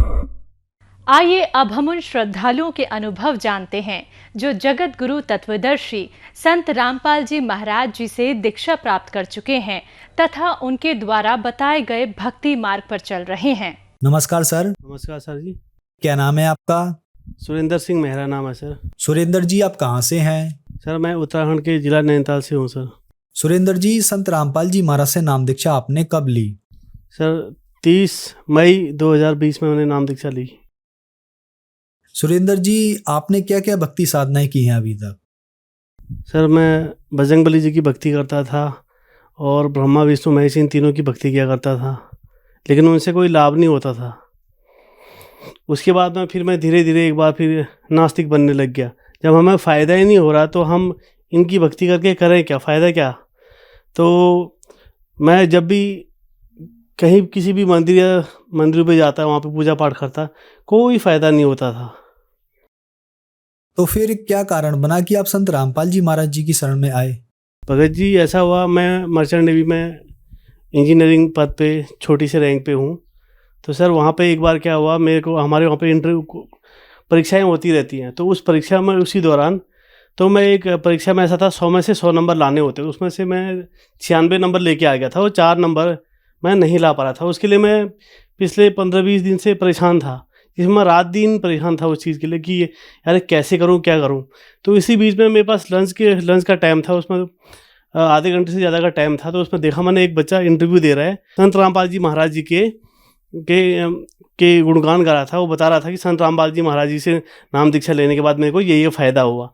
तो मुझे ऐसा लगा कि अच्छा, अगर संत रामपाल जी महाराज जी अगर इतना फ़ायदा कर सकते हैं तो आप मेरे को भी ये फ़ायदा करवा के दिखाइए। तो ठीक है जी। तो उसके बाद फिर हम लंच करने के बाद फिर मैं अपनी ड्यूटी में चले गया। तो मेरा एक दोस्त है, वो मेरे से हमेशा झूठ बोलता था, हाँ भाई मेरा तो हो गया, मेरे पूरे क्वेश्चन हो गए, मैं पास हो गया। तो मैंने सोचा आज मैं भी झूठ बोलूँगा उसको कि भाई मेरा भी हो गया। तो उस दिन मैंने ऐसे ही किया, मैंने बोला भाई मेरा भी हो गया। तो उनने बोला ठीक है दिखा। तो जब उन कंप्यूटर पे सामने बैठे, उस पर अपना क्वेश्चन आंसर खोला, देखा तो उसमें मेरे 100 के 100%। तो मैं एकदम चौंक गया, एकदम शौक सा लगा, अरे ऐसा कैसे हो गया। तो उस टाइम पे मुझे ये ध्यान नहीं रहा कि मैंने थोड़ी देर पहले संत रामपाल जी महाराज जी से ये चीज़ बोला था कि ऐसा करके दिखाओ। तो फिर मुझे लगा ये कहीं ऐसा तो नहीं कि मैं कभी ध्यान कहीं और है या सपने में तो नहीं ये सब कर रहा हूँ। फिर उसके बाद मैं दोबारा गया, जल्दी से मैंने अपने हाथ में धोआ, फिर दीवार ऐसे छू के देखा कि मैं क्या, हाँ इसका मतलब मैं सही हूँ। फिर से दोबारा खोला, फिर से दोबारा देखा, तो उसमें 100 के 100% नंबर आए हुए थे। तो वहाँ पर से मुझे संत रामपाल जी महाराज जी पे विश्वास हुआ। फिर उसके बाद फिर धीरे धीरे मैं इनका सत्संग सुनने लगा, तो मुझे काफ़ी अच्छा लगा। तो उसके बाद फिर धीरे धीरे मेरी इच्छा हुई परमात्मा से नाम लेने की, संत रामपाल जी महाराज जी से नाम दीक्षा ली। सुरेंद्र जी, संत रामपाल जी महाराज से नाम दीक्षा लेने से पहले ही आपको लाभ मिले, तो क्या संत रामपाल जी महाराज जी से नाम दीक्षा लेने के बाद भी आपको लाभ मिले? जी सर, बहुत से लाभ हुए। जैसे कि मैं पहले एक तो नशा करता था बहुत ज़्यादा, और बहुत ज़्यादा चेन स्मोकर कह सकते हैं, और बहुत ज़्यादा सिगरेट पिया करता था, जिसमें 15-20 हज़ार रुपये तो महीने का सिगरेट में सिर्फ खर्चा जाता था। और मेरे पेट में बहुत ज़्यादा कब्ज़ रहती थी, काफ़ी सारी परेशानी रहती थी। जैसे मैंने संत रामपाल जी महाराज जी से नाम दीक्षा ली, तो उसके बाद जो मैं पहले सिगरेट पीता था लगातार, बहुत ज़्यादा सिगरेट स्मोक करता था, तो उससे मुझे पेट में कब्ज़ होने लगती थी, गैस अपच होती थी। तो कोई भी चीज़ खाता पीता था तो मुझे बिल्कुल पचता नहीं था। तो फिर जैसे ही मैंने संत रामपाल जी महाराज जी से नाम दीक्षा ली, जिस दिन से मैंने नाम दीक्षा ली उसी दिन से मेरे को तो सिगरेट से हमेशा के लिए छुटकारा मिल गया। और उसके बाद जो मैं आज तक, जब से मैंने नाम दीक्षा ली है संत रामपाल जी महाराज जी से, आज तक मुझे तब तक कोई गैस नहीं बनी, कोई कुछ नहीं बना। एकदम जैसे एकदम फ्रेश होता ना, जैसे कि हम एकदम नया मोबाइल लेते हैं तो उसमें हर चीज़ एकदम न्यू होता है, पूरा सिस्टम ही ऐसा बन गया सर। और उसके बाद अभी हाल ही में ये जब बारिश हुई थी, पहाड़ में स्लाइडिंग हो रहा था, तो इसी 4-5 दिन की पहले की बात बता रहा हूँ मैं। पहाड़ पे बहुत ज़्यादा बारिश हो रही, लैंडस्लाइडिंग हो रहा है, पेड़ पौधे, पेड़ पत्थर गिरे, बड़े बड़े गाड़ गिधरे बोलते हैं हमारे यहाँ उत्तराखंड में, यहाँ पे पानी और पानी के साथ साथ पत्थर भी आ रहा था। तो मैं उस बीच में मैं अकेला ही उस रास्ते पे चला था, जहाँ पे जैसे मेरे को ये फ़ायदा ये हुआ परमात्मा संत रामपाल जी महाराज जी से, जैसे उसको देख के तो अच्छे मतलब मैं डर के मारे मेरी हालत ख़राब होगी, उसको झरने को देख के, उसको इतना पानी और इतने बड़े बड़े पत्थर। जैसे ही मेरी गाड़ी का पहिया, मेरी मोटरसाइकिल का पहिया उस पानी को टच करे तो पानी का स्पीड भी कम हो जाए, और वहाँ पर और जो बड़े बड़े पत्थर आ रहे थे वो पत्थर भी रुक जाएँ। तो ऐसे करके मैंने लगभग 160-165 किलोमीटर मैंने बाइक चला के अपना सफ़र सही सलामत संत रामपाल जी महाराज जी की आशीर्वाद से सही सलामत में अपने सफ़र को कामयाब किया। ये एक चीज़ और है, हमारे मर्चेंट नेवी में हर 5 साल बाद ये सरकार ने एक नियम बना रखा कि हमें अपने डॉक्यूमेंट अपडेट करना हुआ, और उसके बाद उसको अपडेट करने के साथ साथ अब गवर्नमेंट ने क्या कर दिया कि उसको हर साल रिन्यू आपको अपडेट करना है उसको। तो उसमें मैं लगभग एक महीना हो गया था, मैं उससे बहुत ज़्यादा परेशान हो गया था। ये मेरे इसमें आखिर क्या परेशानी हो रही है कुछ समझ में नहीं आ रहा था। तो मैंने संत रामपाल जी महाराज जी से प्रार्थना लगवाई। जैसे ही प्रार्थना लगवाई, वो हमारा प्रोसेस होता है इसका 14 से 15 दिन का, जो भी एग्ज़ाम होता है, प्रैक्टिकल होते हैं, सारे क्वेश्चन आंसर होते हैं, उसके बाद ही हमको सर्टिफिकेट दिया जाता है, वो भी जब हम इसमें पास होंगे। तो ये जो प्रोसेस था, जब मैंने संत रामपाल जी महाराज जी से प्रार्थना लगवाई, ये मेरा विदिन 2 दिन के अंदर पूरा कंप्लीट पूरा कंप्लीट होके मेरे सर्टिफिकेट मेरे हाथ पे आ गए। ये मेरे को बहुत बड़ा फ़ायदा हुआ। और घर एक फ़ायदा और एक ये हुआ, मैं यहाँ पे इस हल्द्वानी के अंदर मैंने बड़े बड़े बिल्डर सब जगह चले गया, सब जगह कहीं पे ज़मीन देख रहा हूँ, कहीं पे विलास देख रहा हूँ, कहीं पे फ्लैट देख रहा हूँ, तो सब जगह गया। हर किसी से कोई कम बोलता है, कोई ज़्यादा बोलता है, रेट कहीं पर बात ही नहीं बन रही थी कहीं पर। फिर से मैंने गुरु जी से संत रामपाल जी महाराज जी से एक बार फिर से प्रार्थना लगाई। मैंने बोला संत रामपाल जी महाराज मेरे को घर नहीं मिल पा रहा अच्छे से, मैं बहुत ज़्यादा परेशान हो गया हूँ। तो जैसे मैंने प्रार्थना लगाई उसके दूसरे दिन ही सीधे गया, अभी मेरा पूरा मेरे को फ्लैट मिल चुका है जिस विला को मैं ख़रीदने गया हूँ, और वहाँ पे मेरा पूरा काम प्रोसेस में है, पूरी तैयारी में है जी। तो भगत जी मैं 70-80 लाख तक का लोन लेने के चक्कर में था, मुझे जो नहीं मिल पा रहा था क्योंकि मकान विला खरीदने के लिए बहुत ज़्यादा अमाउंट चाहिए, तो वो चीज़ नहीं मिल पाया। उसके बाद जब मैंने संत रामपाल जी महाराज जी से प्रार्थना लगवाई तो मेरे को वो भी लोन भी पास हो गया मेरा। सर, संत रामपाल जी महाराज से नाम दीक्षा कैसे ली जा सकती है? संत रामपाल जी महाराज जी से नाम दीक्षा लेने के लिए इस चैनल पे नीचे एक पीली पट्टी आती है, तो उस पीली पट्टी पे उनका नंबर वगैरह लिखा रहता है, नाम एड्रेस वगैरह सब कुछ लिखा रहता है। आप उन पे कांटेक्ट करेंगे तो आप उनके जरिए उनसे नाम दीक्षा ले सकते हैं संत रामपाल जी महाराज जी से। धन्यवाद सर। धन्यवाद सर साहब जी।